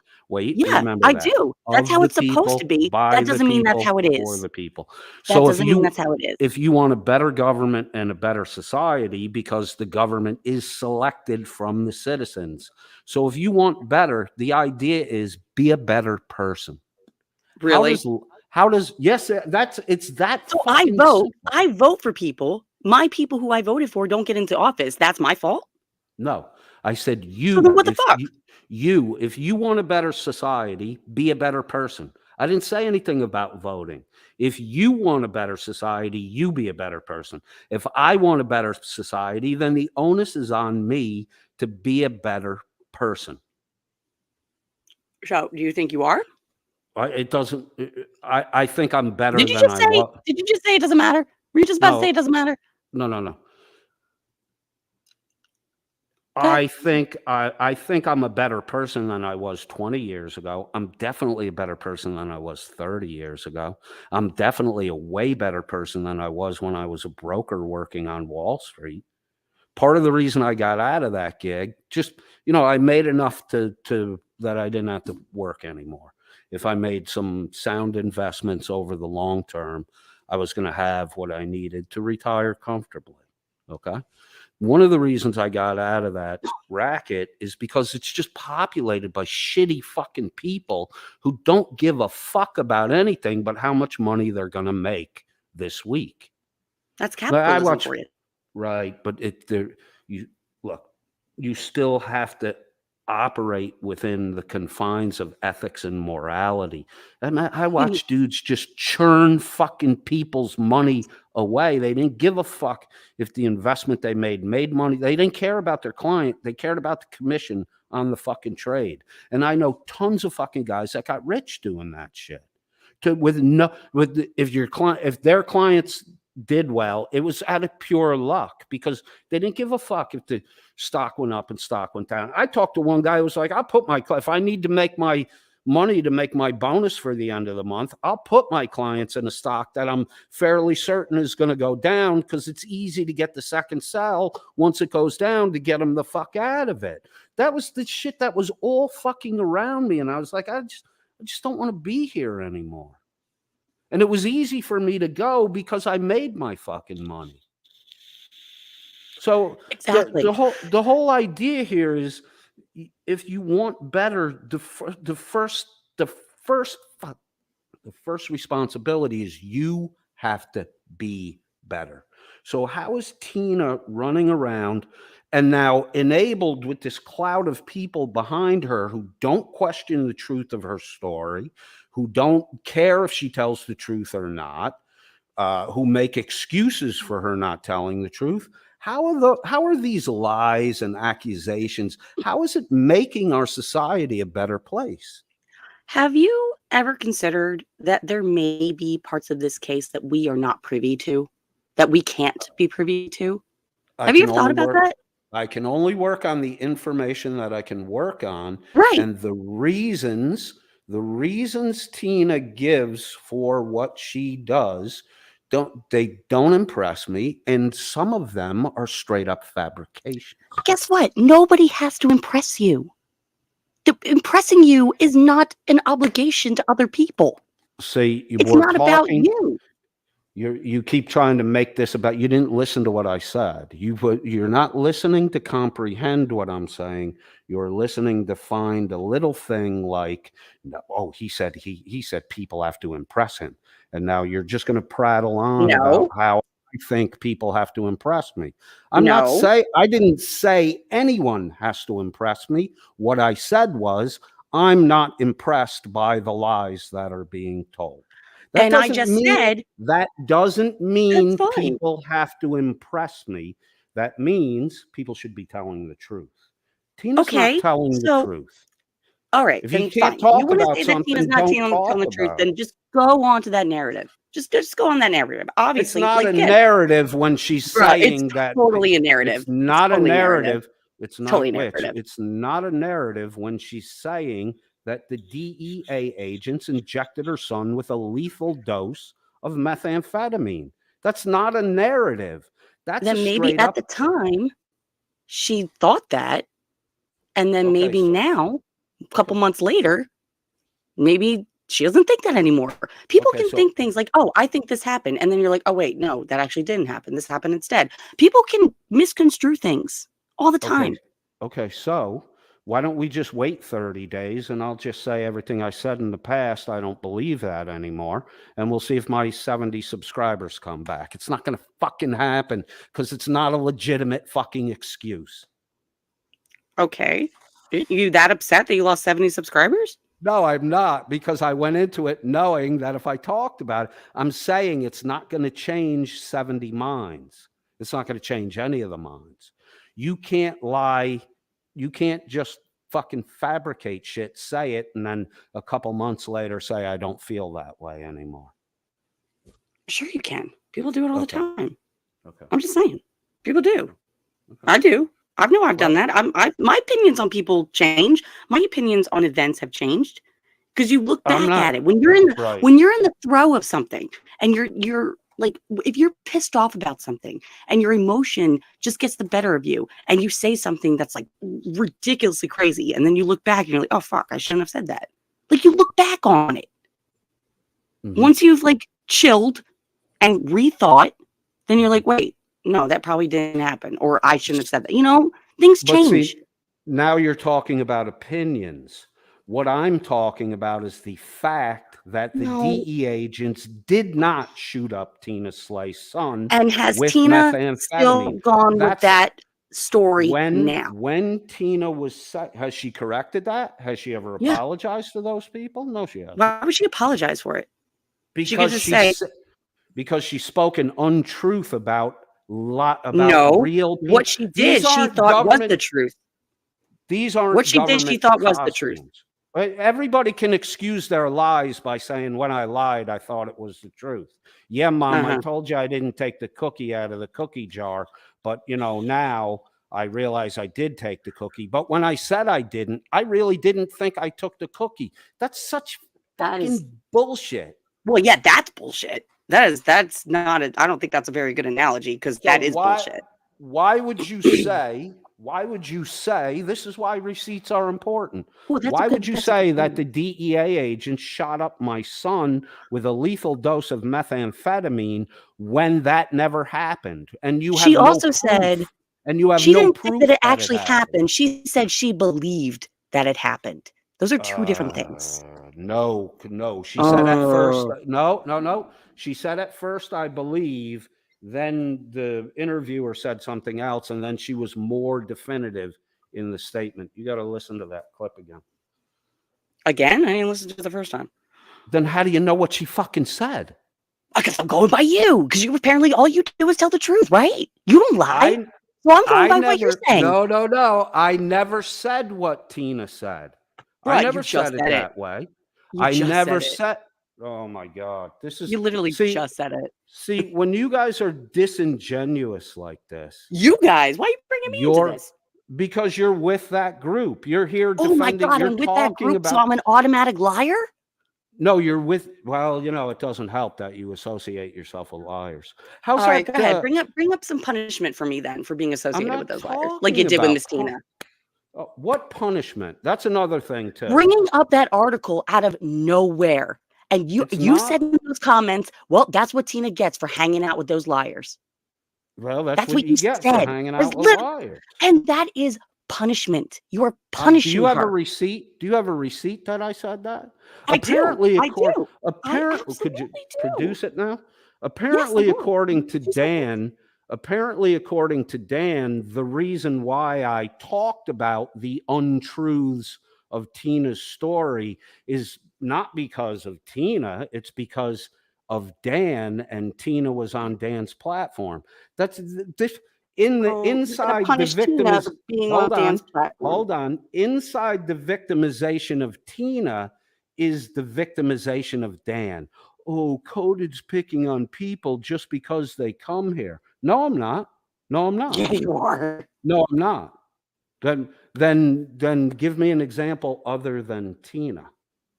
Well, right now all I can think of is Tina, because that's a big one for me. So don't you think if you're going to make an accusation that I'm sniping your guests, you would probably need to have a few of those to, you know, have credibility in the statement? Oh, so now I'm losing credibility? No, Dan's statement. Everything's not about you. Again. I'm sorry. You were talking to me, so I assumed you were talking about me. My apologies. Okay. I'm sorry. I'm looking up that thing right now. Give me 2 seconds, please. Is it from the community post? Yes, it is. It is from the community post. Oh, I'm bringing it up right now. I can't remember which one it was. Like, I know which community post it was. Is this it? I can find it pretty quick. It's got the picture of Tina. I think it says cray cray over it. I don't think she's a sane person, Witch, to be honest with you. What do you mean? Well, I don't think Tina is 100% mentally 100%. Are you serious? Really? Yeah, I do think that, you know, we're 2.5 years past the incident. She's still claiming. No, it happened 18 months ago. Not 2.5 years. It happened a year and a half ago. It was November of 2020, right? No, it was October of 2021. Okay. Are you sure about that? I'm pretty sure. Okay. It was 2021 because that's when Chili started going on YouTube. It was like January 2021 or something. Yeah, it's not. It's before that. I think it's almost a year before that. I don't think it was that fresh. And I think I've read articles dated 2020. I could be wrong though. But I mean, if you're in grief and mourning, why are you out in public What do you talking mean? about this stuff. Because Why it helps to if- talk about shit like that. It Yeah, helps to with talk. not on a public stage. It's not helpful. Okay, then next time, God forbid you lose a child, don't go online about it. I did lose a child, and I did not go online about it. So Really? Because I heard you had said that you couldn't imagine being in Tina's shoes, which means you would have lost a child. And then you turn around and say you lost a child? I've talked about it. See, this is the problem. No, I'm asking. I'm really asking You for work on clarification. half. You came here No. like you're some expert on the way I behave, and you're going to grill me No, I on the wasn't way I acting like an behave. expert. That's why I was going to ask I've questions. talked about it on a couple of different broadcasts. I was just asking questions. I am in no way pretending to be an expert. No way. You had said that you couldn't imagine living in Miss Tina's shoes, and then you turn around and basically said that you're in her shoes. I can't imagine. No, I can't imagine living in anyone's shoes, your shoes. But I can empathize with it because I have a similar experience. I have a child that was killed and taken from me. And I'm truly, truly sorry about that. Truly. I don't think I mean that. No, I really mean that. Of course I mean that. Yeah, I don't believe you. Saying sorry. Oh my God, you fucking dick. Hold on. I am a mother. Why would I not apologize when you lose a child? Look, I'm not that much of a bitch. I know I can be. Look, I'm not saying you're a bitch. What I'm saying is that knee-jerk reaction to the statement I made, there's no sorrow in your voice.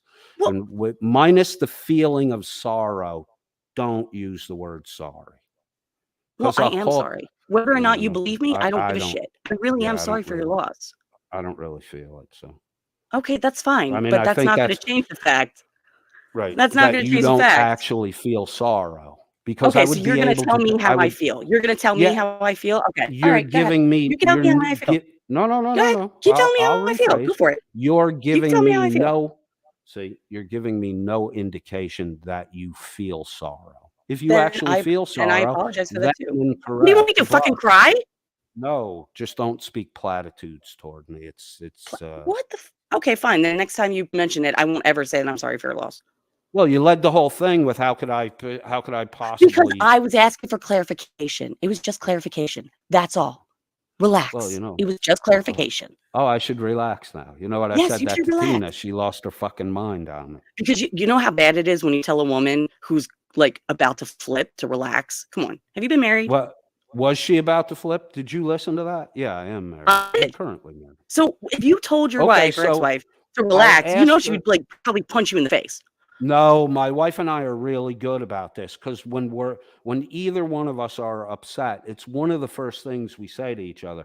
Because my wife is pretty even keeled and I have a short fuse. My wife has got a real long no way. fuse. I could not have guessed that. Exactly. Well, it's kind of a fucking Irish thing. You don't tow all this shit around with you. Oh, trust me, I'm Italian. I know where you're at. Right. Believe me, I'm Italian. This way you're not carrying grudges and shit like that. But my wife's got a really long fuse, and it's really part of the culture in Southeast Asia. It's in multiple countries. They just kind of stop, they shut down. And then days later, you're getting creamed for something you did or said, 4 or 5 days before. And my wife and I had a long talk about it. I'm like, so, sometimes you blow up on me. I don't know what the fuck you're blowing up on me for. And she'll be like, well, like 4 days ago you did. And I'm like, Jesus, you can't yell at me today for something that happened 4 fucking days ago. Without letting all the time. It would drive me crazy. Right. Without letting me know what it's about, because I'm sitting here, I think you're a fucking loon. I don't know what the fuck it's about. My wife didn't like hearing that at first, but over time, she kind of, started to realize that it was a little bit unfair. And she doesn't like that, wherever we are, whatever we're doing. If I get pissed, I start, you can visibly see it. She's like, I'll give you the explanation if you'll give me a little longer fuse. And, the way we do that is we tell each other when we can see it, when we can tell it's coming, we actually tell each other, hey, take a breath, relax, just calm down. We'll talk about it in a minute. What I said to Tina was only because she was getting to that point where she was overwhelming. She blamed me for clicking the mute button on and off. But what really happened was she had gotten herself so worked up, she was overwhelming the mic on her cell phone, and Okay. it was just clippy choppy coming through. So when I told her to relax, it was because I wanted people to hear what she had to say. Then why didn't you just say that? I couldn't get to the point. Because I had to first ask her to relax so I could say that. After I asked her to relax, I don't think I fucking really spoke again. Well, no, because one, you just wouldn't really let her talk. Because and we both know it was not her phone. Down. We both know it was not her phone. Come on. So you're saying I did it? Yeah, flat out. Yeah, well, you're wrong. Okay. What are you wrong really? about a lot of other things. Are you really saying I sat there and clicked the mute button on and off? Are you really saying that? And then using the excuse that she was jumping up. Oh, Shiz is backstage and she would like to come up. Are you okay with that? I'm okay with that. Okay. Hold on, Shiz. I'll bring you up. Oh, now I'm going to get ganged up on by two women. You are not going to get gangbanged. Go easy on me. I did not say gangbanged. I said ganged up. I just wanted to clarify. Caleb Slay died, I believe, in November of 2020. Right. Okay, then I think before anyone starts speaking about any of that stuff, it needs to be thoroughly researched. You need to be very informed, especially when it's such a sensitive subject. As far as Coded saying he can't imagine what she went through, I'm sure you saw in Discord when I went over this with Tina. Saying I can't imagine what you are going through doesn't mean you haven't been through similar. It means you literally can't imagine that situation. Because I've lost plenty of people. And when I say that, that doesn't mean I haven't experienced loss. It means, oh my God, I couldn't imagine experiencing it that way. And yeah, so that's what I meant. Trying to like invalidate someone's loss based on common colloquialism is just absurd. Nobody should be doing that. The reason that's not what I meant when I said that. The reason I said I couldn't imagine Tina's pain is because I didn't have 25 years. You know, the relationship between a parent and a child, it's not a friendship. It's an investment. So that's why the loss is so much harder when a child dies than when a parent passes. It's way harder because the child doesn't make an investment in the parent. The parent really makes an investment in the child. And at 25 years of that investment, honestly, I cannot imagine losing that. I can empathize with it. I can feel a similar way toward it. Every parent that loses a child grieves the future that never happened. Right. And will continue to grieve that. Right. Exactly. Active grief and just still grieving someone are very different things. I think actively going through the cycles and stages of grief continuously over and over for an extended period of time usually would warrant some professional help. That's a dark place to be. Yeah. It's not a healthy place to be. And that's what I was referencing a few moments back when I said I don't think Tina's 100% mentally. I'm not knocking her. I'm not making fun of her. I'm saying, as Shiz said, if you're continuing to cycle through that, if you're still in grief after 2.5 years. In active grief. You will always grieve. I will always grieve my son. I'll always grieve my brother. I'll grieve everyone I've lost. Okay. But active grief, which is going through the denial and all that, going through those phases and cycles for an extended period of time, like that's really hard on your brain. Right. And I in all honesty, I think that cycle won't be broken until truths are accepted. Acceptance is the end of the active grief cycle. And if you never reach the acceptance phase, you never exit active grief. Right. No, that's why I understand what you're saying, Shiz, when you say active grief and grief, to make it more clear that there's a difference between the two. That's why it's more, for me, the grief I felt at first, like, I mean, I would have to walk away out of the blue. I would have to walk away from my friend group because I knew in 60 seconds I was going to be bawling like a fucking child who, had his toy taken away. That kind of uncontrollable, I was pretty mad at God at the time, and that's where all my anger wound up getting directed. It was not on the person who was responsible. I was mad at God, and that just isn't a healthy place to be. So I still feel an extreme sadness, but it's nothing compared to the grief that I went through. Right. It's And I think everyone can resonate with that in some way, because at some point everyone goes through active grief and then goes through the lifelong grieving process, which is a different phase mentally. There's still days where I'll cry. Yeah. It's going to happen for the rest of my life. Yep. Yeah. But I don't know. I don't think I could go all day, every day talking about my son and grieve in a healthy way. I just don't think it would be possible for me personally. Right. And like I said, I am the only one here who has not been in either of your shoes or has any fathomable idea of what the two of you went through. And I hope you never do. And seriously. I hope I don't either. And I really am truly sorry that both of you have. And yeah, no one has to apologize to me, because there's only one person that owes me an apology or an explanation. And I've accepted the fact that I'm never going to get that. No one has to apologize to me or tell me they feel sorry about this. It is what it is. It happened. Death touches every one of us. None of us are immune to it. There are certain things when a person dies young, or they didn't reach their potential. It's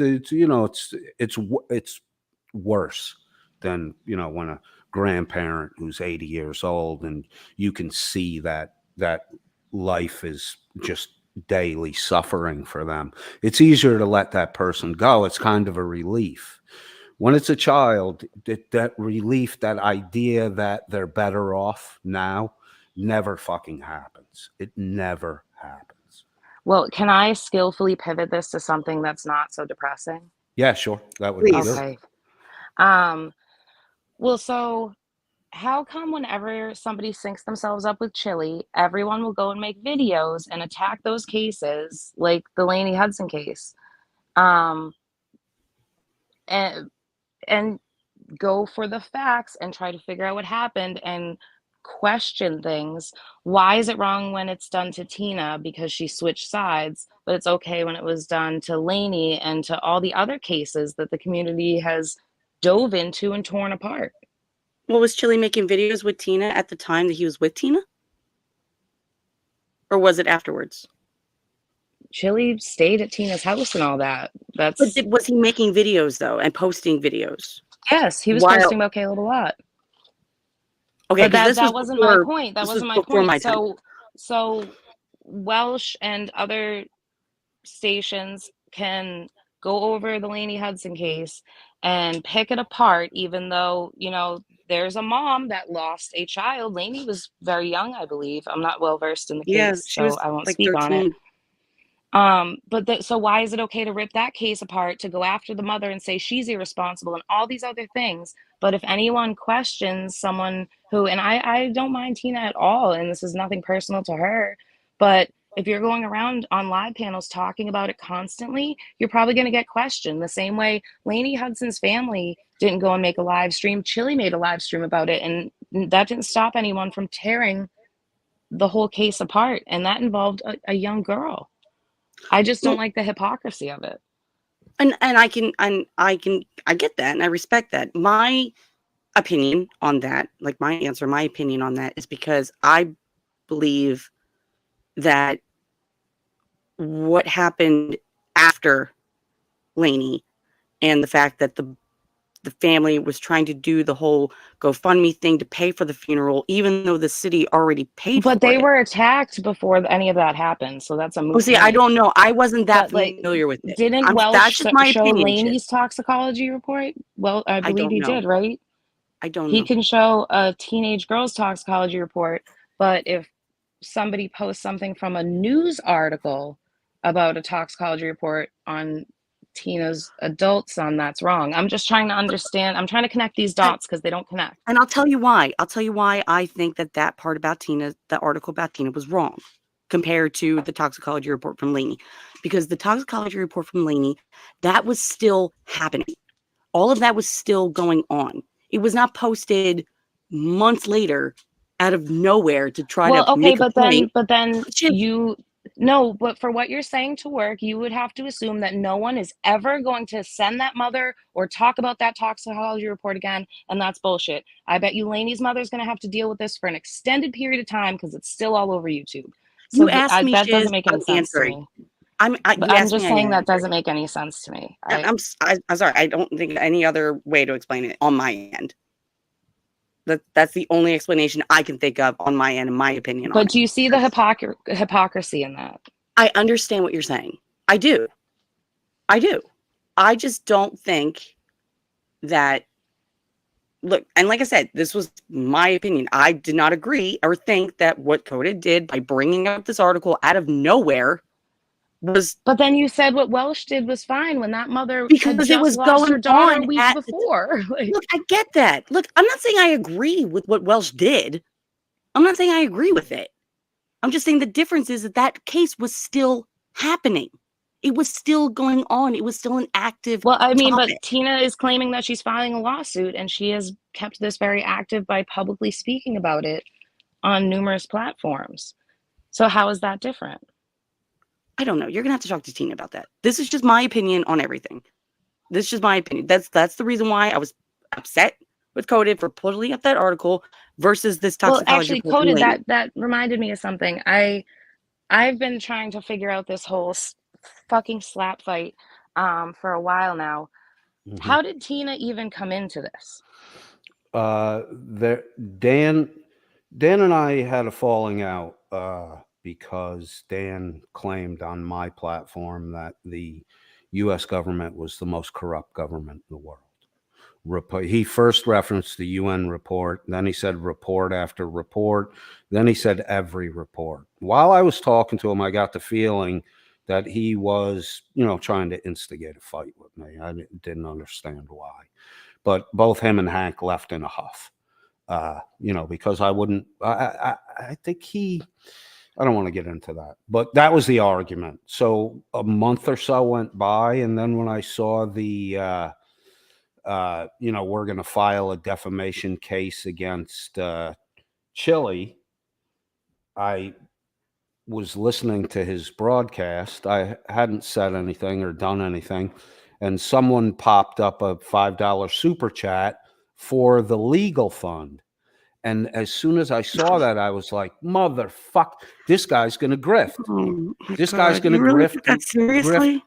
I'm saying what. No, let him talk. I'm just trying to get to the root. I'm saying what I went through mentally at the point. This guy's going to grift. This guy's going to run this for money. So whether I was right or wrong, that's what I felt at the time. There was a little more back and forth. And then, it was a 40-minute broadcast. It ended. I could tell Dan wasn't fucking happy with me. I shut that fucking panel up. There were 5 people there that were dumbfounded several fucking times. So the next day, Dan did a reaction to a video, a stream I did, and Tina was there. Tina was there commenting on me because I referenced Frauditor Reaper, but not by name. I referenced her as a female YouTube creator. And I stated that I didn't want to give her name because I didn't want to draw her in to this argument that was going to happen. I knew it was going to happen. Tina instantly thought that was her, despite numerous times telling Tina over 4 or 5 weeks that it was not her. I even said at one point, I don't know Tina. And I really don't know Tina. I know Tina's little story. about her time with Chili. That's all I really knew. I don't know Tina. I don't know her at all. I So explained this is that just to a her. disaster from a fault in communication, basically, right? Pretty much. But then the Tina started. I saw a really ugly side of Tina that to me was a me ugliness. And, that's when I started looking into the Tina story in greater detail. And, the story Tina's been telling, it just doesn't line up with the facts. You know what I mean? Okay. When you're out on the internet and everything's out here as toxic as it is for fucking society, I mean, things are going to be questioned, and especially if the story has changed. And sometimes organically the story can change because you learn new information and all that. So I'm not discrediting anyone. I'm just saying that, if from an outside perspective, if the story is changing multiple times, you're going to want to look into it because you want to know what's going on. Well, I honestly think that it would be in Tina's best interest to downplay the government corruption and the government doesn't care about the citizens, because that's what made her hookable by Chili DeCastro. And that's how Dan got the hook in her mouth. That's in her mouth right now, because these anti-government people and the government's all corrupt and that shit. These people 9 out of 10 times prove over the long haul to be fucktards and grifters that are just trying to grift money. And that's something that every channel says on a regular basis. Right.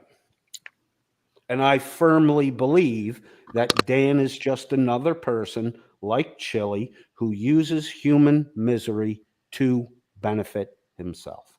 This is not about Tina. This is about Dan.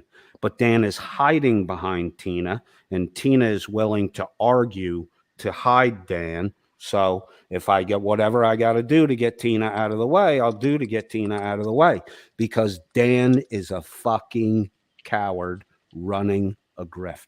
Oh, I don't know about that because I'm just a fucking idiot. So I'm just here. You guys can keep going.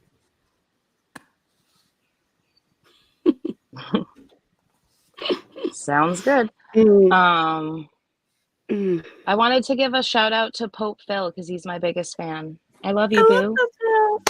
Phil. Your Holiness. I don't know much about Pope Phil other than he enjoys God mocking. Oh, he's not my biggest fan. He's obsessed with trying to be mean to me, which is weird, but I still hope the best for you, sweetheart. It's probably a sock account. No, it's not a sock account. It's not a sock account. It's not. What did Carte Blanche say? I asked Dan why he didn't want to address the issue with Coded and was told to shut the fuck up. Really? Well, wait. Because Coded. Dan doesn't want to tell you, Cart, that he's a fucking coward. He's a fucking in coward. fairness, I asked for evidence of a public claim that he made. And again, I do this all the freaking time on YouTube. I just like to get to the bottom of things. It's not a big deal. And I was never provided that evidence. And then it was reported to me by numerous people the things he was saying about me, which was really weird considering how nice he is in my inbox. Holy fuck, dude. I've known from the beginning that he's a little bit of a backbiter. He's a weasel. He doesn't come out and say things. He encourages other people to go start arguments with people he doesn't like. He did the shit with me when I first met him. He did nothing but shit talk Merb when I was around, and he did nothing but shit talk PhD because he doesn't like those guys. I mean, the whole homophobia thing, I would not have gotten into that except I was really interested in finding out why Dan was so phobic of homophobia. It was really fucking weird to me. What? What does that even mean? There's not a word for it. I may have discovered a new thing. There are people apparently that are phobic of phobic people. So of homophobic yeah, people. No, dude, that's an ass backwards argument. Let's not get into that. No, but why is Dan so obsessed with Merb? Why, if Dan's not obsessed everyone with Merb. When was the last time Dan talked about Merb? He talked about all through this thing. He's been this internet slap fight between me and him, one of Dan's favorite things is to say that I Merb is my god. I don't fucking know Merb from shit. Merb is my god. My nose is up Merb's ass 24/7, and I need to come up for a breath of air. That's the kind of cunty, bitchy, fucking playground taunting that little cowards do before they run and hide behind their big brother, who turned out to be Tina Slay. I do have a question. Yeah. And again, this is no accusation, it's just clarification, okay? Wasn't there supposed to be a debate between you and Welsh on Irish Demon's channel, and you didn't show up? I didn't show up because I didn't want the argument to end at that point, because there were questions I still wanted answered, and because I thought Demon, there are 3 reasons. First one I gave. The second one is I thought Demon was gonna treat it like a joke, and I wasn't in that mindset. So I didn't want to run afoul with Demon if he did treat it like a joke, and it bothered me. So I wanted to avoid that. And the other reason is after the Lauren De Laguna Turtle Boy thing, Dan and Irish have past dealings. So I felt like nothing against Irish Demon, not that he would intend to, but I felt that I may be walking into a situation that wasn't. You felt that Irish was going to be a bit biased. I didn't thought he was going to. I thought there was potential for it. So, why walk into a situation like that not knowing for sure? I mean, I could have easily gone on Irish's program and just got, fucking treated like I'm an idiot and, never got to make my actual point. Or you could have gone on there and it actually would have been a completely unbiased, decent, yeah, we can pontificate argument, about debate. What you can should have been, but that's not. I mean, I get where he's coming from. If I was, I do too. Someone, I wouldn't want it to be on the channel of someone who is on a friendly note with them. You know what I mean? I'd want it to be a neutral person. I get it. No, absolutely. It would totally be on a non-biased third party. Like I would want that too. But I said, look, if somebody's coming around to your broadcast and dropping, $50, $100 super chats, I mean, you could be the most unbiased person in the world, but you're not going to want to fuck up your cash stream. I mean, you can always just not monetize the stream. It's not that. The donations have been given. Like Dan went behind the scenes and started throwing money around and talking shit about me. That didn't help his fucking situation either. Oh, and can I clarify for the chat? I wasn't saying that I thought Irish Demon would be biased. I'm saying I can understand walking into a situation where you don't know the person, but they know the other party. It would make you think there would be an inherent bias. It doesn't say anything about the person. No one's saying Demon is biased. I'm saying there's potential in the situation, given the monetary contributions, a pre-existing relationship. I'm a nobody and a tiny channel. Why fuck up this guy? Why get in Dutch with this guy who's coming around and dropping $50, $100 on you on a regular basis? Who the fuck is coded friend? So that there are imbalances in life where you're foolish.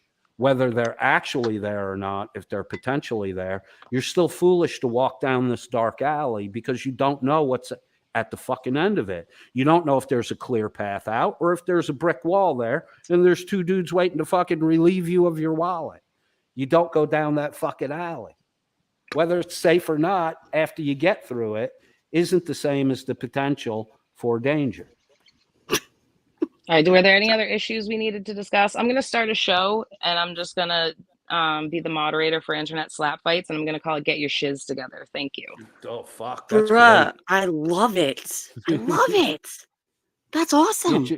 Get your shiz together, or get your shiz together. No, I think get your shiz together. Get your shiz together. Maybe get your shiz out, because you are encouraging a slap fight, so you're getting your shiz out. I'm not encouraging a slap fight. So If what you, I've ascertained from my year on YouTube and a lot of people coming to me wanting me to help them with internet issues is that 99.9% of these issues would be solved with clear and direct communication.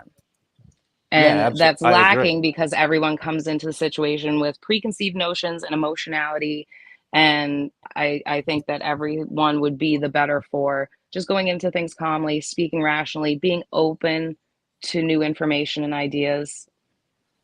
Yeah, and I mean, to compound what you just said, imagine if there's 5 people on both fucking sides that are bringing all that baggage in tow with them. One of the things, this has been referred to as an internet slap fight several times, but that's Mostly by me, yes. right. There's other people. You're not the only one that said it, Shiz. Other people have said it too.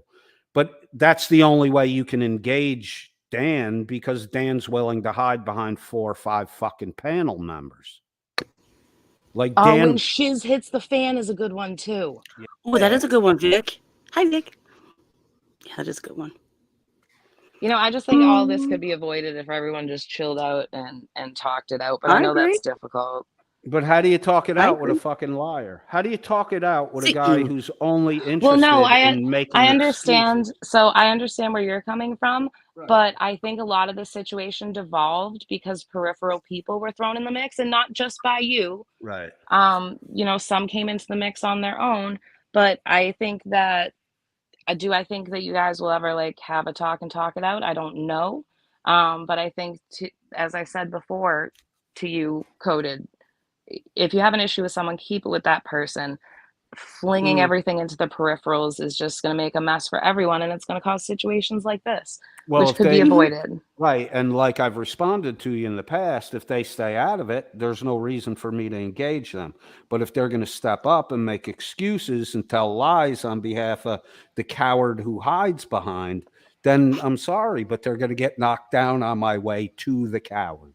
Someone I said am maybe we should try and talk it out with Chili. I would. I've said numerous times. I really hope the best for that man. He doesn't seem like he's at peace, and I hope he does find peace. Yeah. Mm. Yeah, I think that's, one of the things, the whole thing that went down with Jeremiah Payne kind of caused me to kind of reassess what I'm fucking, because I was just laying into Chili was just a mock fest for me. I don't feel so good about, participating in that at this point in time, after having seen what happened with Jeremiah Payne and the extent that, people were going after him. I think the way we kind of had fun with antagonizing Chili, I think that when it came to the Jeremiah Payne situation, I think that morphed into a whole new fucking beast. And I didn't like a lot of what I saw on our side of the equation. And it caused me, I'm glad I saw it. I'm not knocking anyone. I'm glad I saw it. It caused me to kind of reassess, where I was with Chili, and do I really want to continue doing that shit? Well, my channel was just about correcting his bullshit history lessons. Yeah, well, that's something that needs to be done. Which I'm glad you came up today, and I appreciate your input. I appreciate what you had to say. I don't agree with everything you said, but it's nice to see these things from other people's perspective. Yeah, and I mean, there were a few other points I wanted to make, but I guess we could save that for another time. No, go for it while we're here. If there's other things you want to say, you can. If you want to hold it, and we'll jump in again on Sunday or next Wednesday, we can do that too. It's not a big deal. let's do that. Just, let's hold it. Let's hold tell it. Tell your boy Danny not to be rebroadcasting me violating TOS in his Discord stream, and have people come over here and actually participate on the YouTube platform. Well, you'll be pleased to know that he's not doing that right now. Okay. Cool. I'm happy to find that out. Anything else? No. Okay. But yes, I do appreciate this. See, I told you that I was going to be very cordial and for the most part friendly. You were. No, you were. For the most part. I said for the most part. No, I Believe give you me. 100% credit. You were I cordial appreciate and that. you were friendly. I didn't feel at any point in time that you were unfriendly toward me. No, I And appreciate that. I'm glad Shiz came up when she came up because we may have been It approaching was devolving a unfriendly. bit. Yeah. I was Yeah, we may. I can agree with that. I can agree with that. Yes, because believe me, for anybody in the chat, I haven't read it, but for anybody in the chat, this is nothing compared to the level of bitchiness I can get. So just saying. We could have Just got way saying. worse. Shiz, you have a cape. What color cape would you like to have? You're Supergirl today. You get Jeez. I don't know, pink or teal. I'm torn. teal. Ooh, I would teal go. would be I would teal's a go nice teal. color. Yeah, definitely teal. Teal cape, pink tights. Ooh, wow, that's very 80s. Is it? Yeah, it is. Yeah, Oh, I yeah. just pictured me with like It is. leg warmers on. And like big like Aquanet hair. Big Aquanet hair. Oh, poofy bangs. Look, Yes. man, I'm an 80s kid. 85 graduated high school. 85. That's- 85. I was Oh, born in geez, I 85. wasn't even born yet. Shut Really? up. The baby of the panel.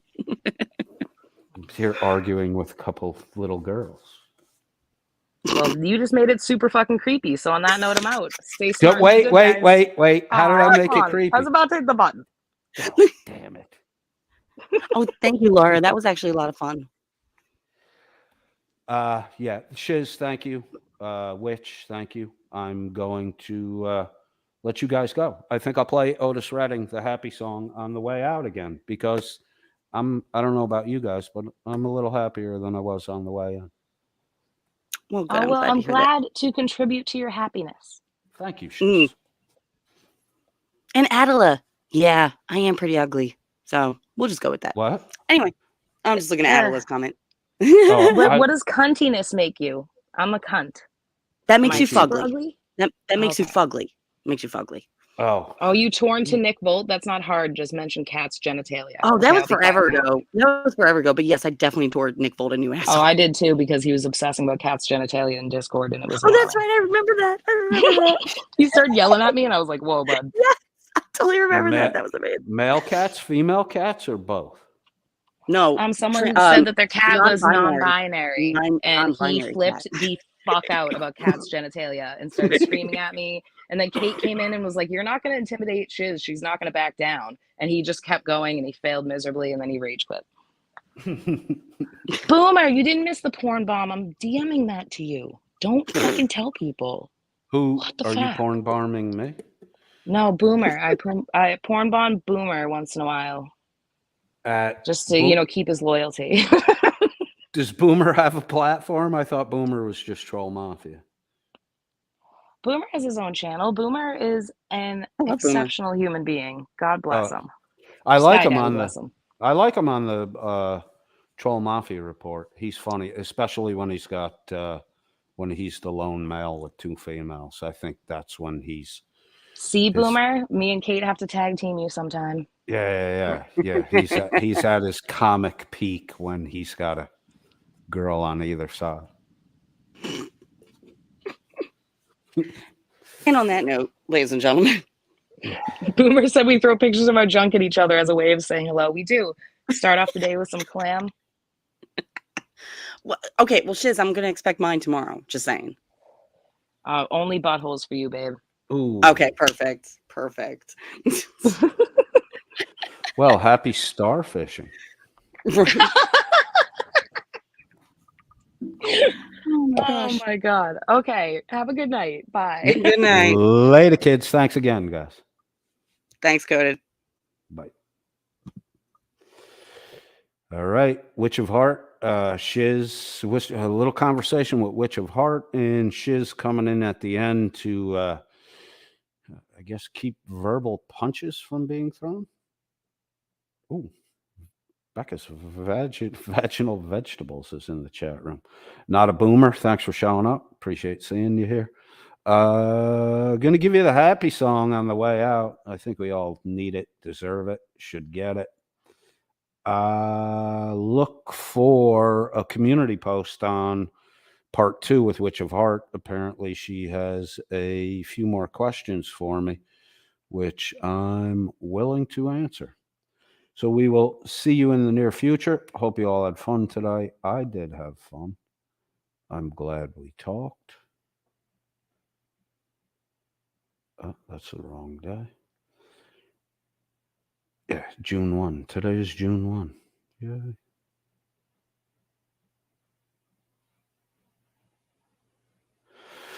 Otis Redding, the happy song.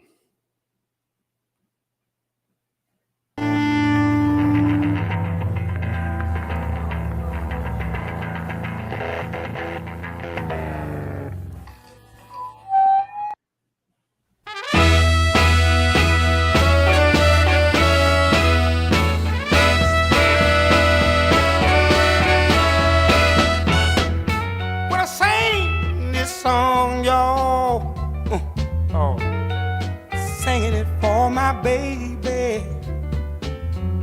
She's the only one can bring me joy. That's why I sing these happy songs. They go dum dum diddly dum dum, dum dum diddly dum dum. Dum dum diddly dum dum. Come on now, happy song now. On a cold rain and windy night, she shut all my doors, she cut off the lights. She hold me and squeeze me tight. She tells me, big O, everything's alright. Then I go dum dum diddly dum dum. Play it again. Dum dum diddly dum dum. Do it again. Dum dum diddly dum dum. Come on now, those happy songs. Happy songs. Come on.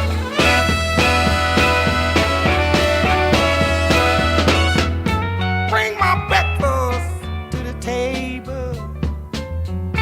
When I go to work, she know I'm able.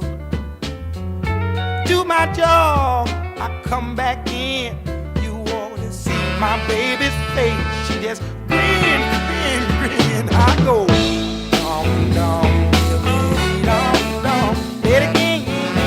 Dum dum diddly dum. Sing a happy song, lovely, lovely song, sweet soul song.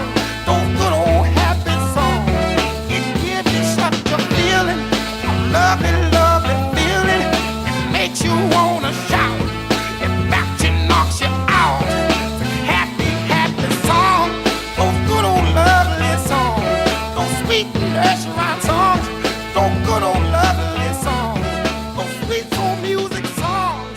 Those good old songs. Have a great rest of your day, codedfriend.001 listeners. See ya tomorrow. Maybe not. Definitely Sunday. Yeah, tomorrow. Oh, no, not Friday. No. Yeah, Saturday maybe. Definitely Sunday. Not tomorrow. Later.